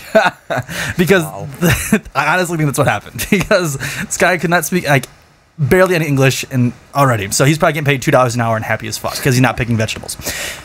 Anyway, a fat lady comes up and looks, and she's like, "Oh, you know, this is one of those devices that," and she's like, "Oh, wait, this is one of those electric things, isn't it?" She's like, "It's not, it doesn't even do that much." And then she turns to me and she's like, "Oh, you trying it?" And then she turns to the guy and she goes, "Have you put it on high for him yet?" And I'm looking at her, and I'm like, I just shake my head, and he goes, "Oh," he can't speak well English. He goes, "Oh, you his mother?" And she's like, she goes, this fat lady that's standing next to me, she goes, "Yeah, I'm his mother. Now put it on high." Oh, So, being me, I'm like, all right, I don't give a fuck. I'll go with this. Because the guy, I can't even pretty much argue with this guy because he doesn't even speak and understand English already. So he goes, beep, beep, beep, beep, beep, and puts this thing on high. Oh, Lord. So I'm sitting there, and all of a sudden it's like, and I can't control myself. So like I'm like, oh yeah, this is kind of annoying, you know. And the woman's like, "Is that max?" And the guy goes, "Oh no, that's not max." And she goes, "Put it on max." And I'm like, "Are you fucking kidding me?" So the guy like hits 2 more buttons, and this thing goes on max, and it pretty much was me having a seizure. Keep in mind, this Super lady, shrugs. I'll give it a demonstrate in a second. The fat lady's laughing her fucking ass off. The guy's laughing his ass off. Crimes next to me is laughing her ass off, and I'm sitting there like this. I'm like,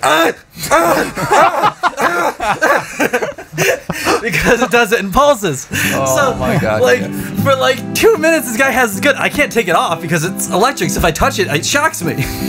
So they're fucking laughing around me, and I'm like, with this thing pulsing like crazy. And I'm like, are you fucking kidding me? Because it was essentially like having a seizure, but I'm completely coherent. So I'm laughing. I'm like, oh my God. I said, I can't do anything. And then finally the guy stops, and like my shoulders hurt like fucking hell.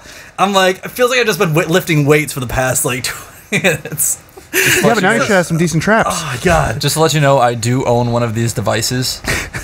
It's capable of having up to 8 probes on one person.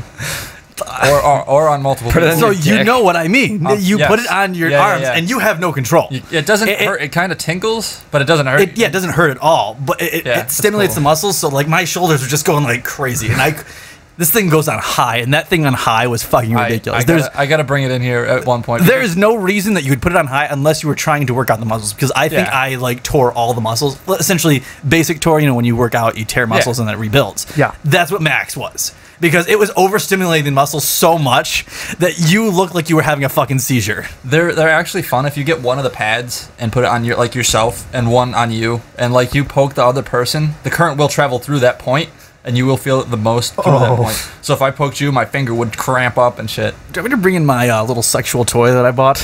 What? Christ.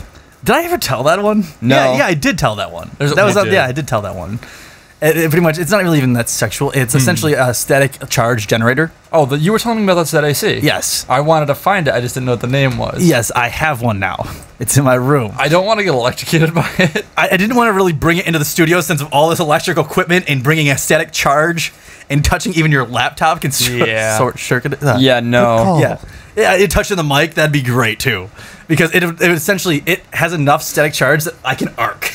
So like I can go like this, and from this far away, I can have an electric arc touch his face. You So need to tell Darth me where to get Sidious. this. So I'm pretty much insidious. And you feel like you have powers because you're just like gotta touch all the people.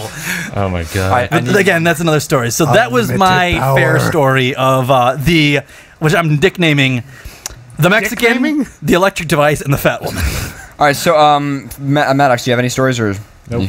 Nothing? Nope. Fair, you need to tell me what this device's name is after the show. I have to look it up at home. So All right, can we move on to shoutouts, guys? I'll wait for you guys to get ready. Tell me when to cue all the themes and everything.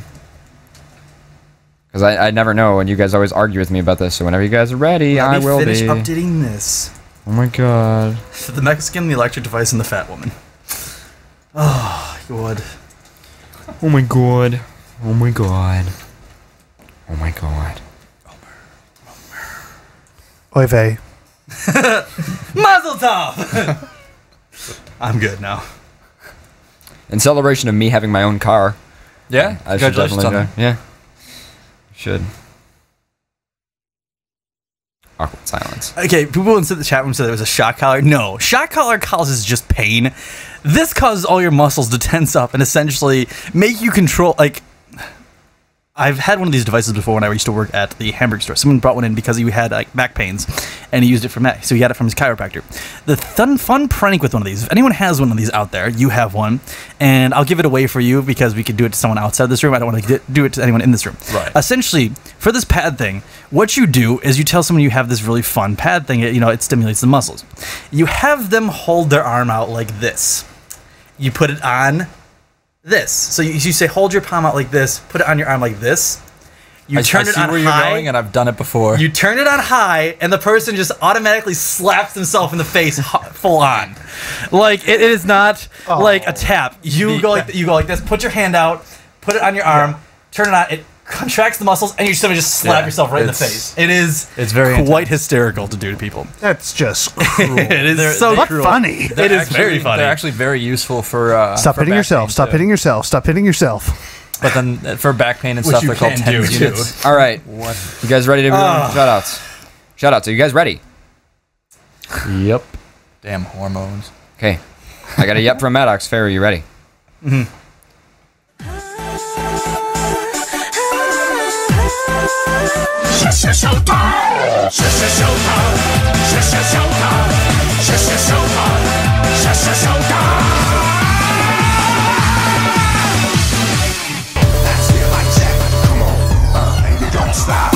Everybody get in the chat room.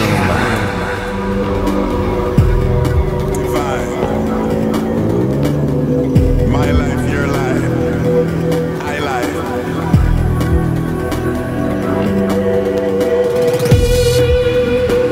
God gave us words, wisdom, sound, power. Here we go. Words, wisdom.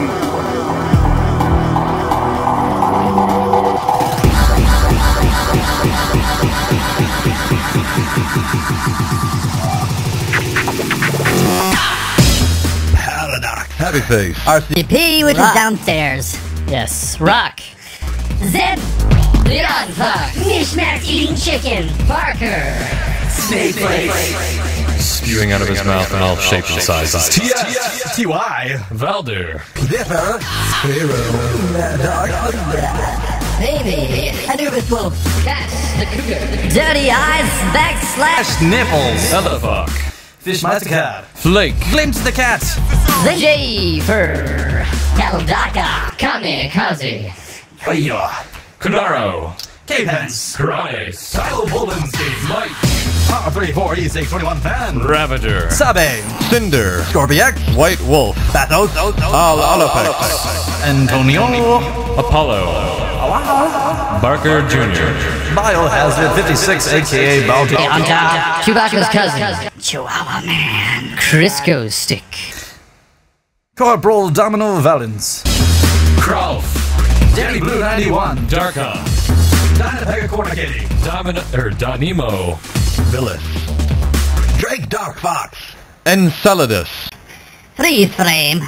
Geospy. Grey Thylacine. Green Reaper. Oh, Green Reaper, we miss your face. Grumper. Infernium. James B. Justin loves pastry. Derek, Kilo, Kitsu, Klitos, Koji Fox, KZ, Linkson, Lloyd, Rookie Wolf, Marcus, Master Kyrie, Miles Prowler, Mr. Crocodile. Nanashi. Night Wolf. Orange Paw. Paradox Scar, Polo. Project 79, Ra, Reaper, Ryan 4118, Sato the Ruma. Savanu. Scarf. Secret Wolf, Serenity J Wolf, Citra, Sexy Burger Quarter, Sexy Purple Pegasus. Sexy Suka Wolf. Chaka the Hyena. Cherubi.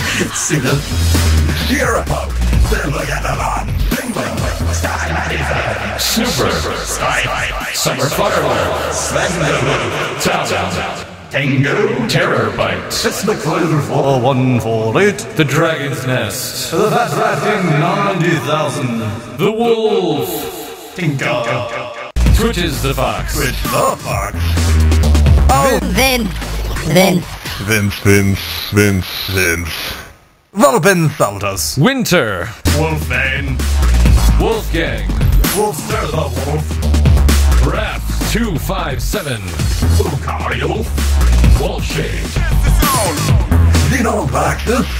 Zero. Success Brutal Master. XXX Pharaoh X Paradox Forever. Is it me? Nee. Nah. The puppy to awesome. Zelig. Xerix Zero, Zero no Darkane, Zumaru, and Xylos. Is that it? Yep. I think so. Oh, well, thank you everybody for joining the show this evening. Even though it was kind of a clusterfuck and we need to figure out what the hell happened. Oh, so many issues this episode. So many issues. So many issues. But guess what? Guess what? What? Through all the issues, through all the trouble, through everything that happened today, we still produced a show. We did? Yeah. We still produced The first ever show where we had a full-on outage. The first ever show we had an outage. We almost had to cancel. We still did a show. I had we're good. I had a whole thing texted up, ready to post to the Facebook wall because we still had no internet at that point. Being like, sorry guys, we're canceling the show. We're gonna do a lost episode essentially, continue recording with something or try to make something up, and then post it like the 2 Cent Show. But apparently you guys skipped a few people. Skip Miles Prowers and Cedas. They definitely didn't skip him. I was following along with him. Okay. So Yeah, you guys joined probably- too late. You guys so. probably just either that or you guys didn't hear it. Yeah. 1, you didn't hear it. 2, you joined late. Either way, fuck you. And 3, we just said them right now. So, okay, sometimes when you have like a million of these effects on at once, it's kind of hard to tell what name you're actually saying.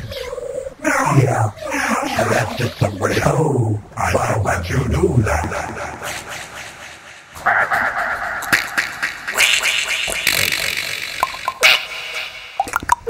That's like the noise that those parasites in Cloverfield make.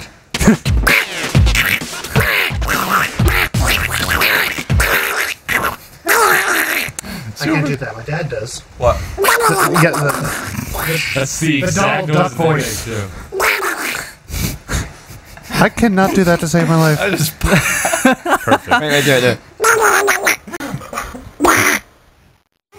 I feel like the Affleck duck right now. Do it again.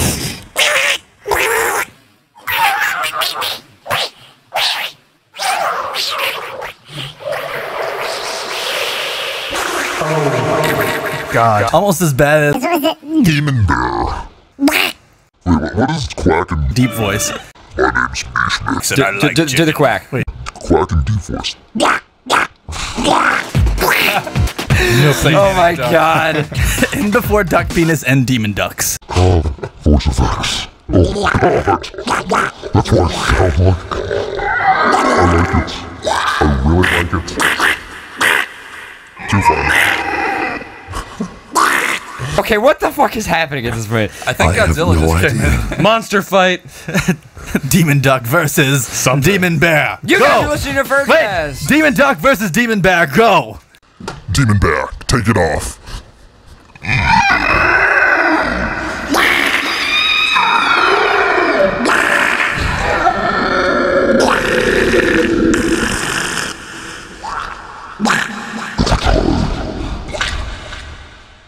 I think Bear won. Bear won. That happened.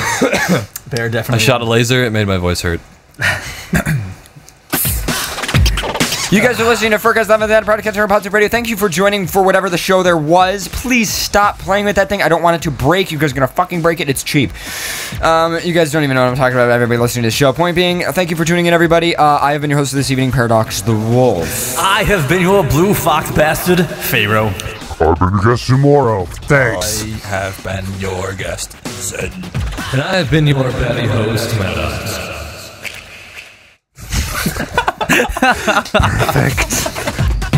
Oh, wait. Okay, so here's what's going to happen. You know how the song always ends and I always say who's going to end the show, right? Yes. All right, you ready? Okay, so here's what I'm going to do. Let's rewind it a little bit. You're going to do a really nice quack, really deep voice. Hold on. Let's see, end the loop. All right, ready? Wait. Not yet. Wait. I'll cue you. Wait, and now.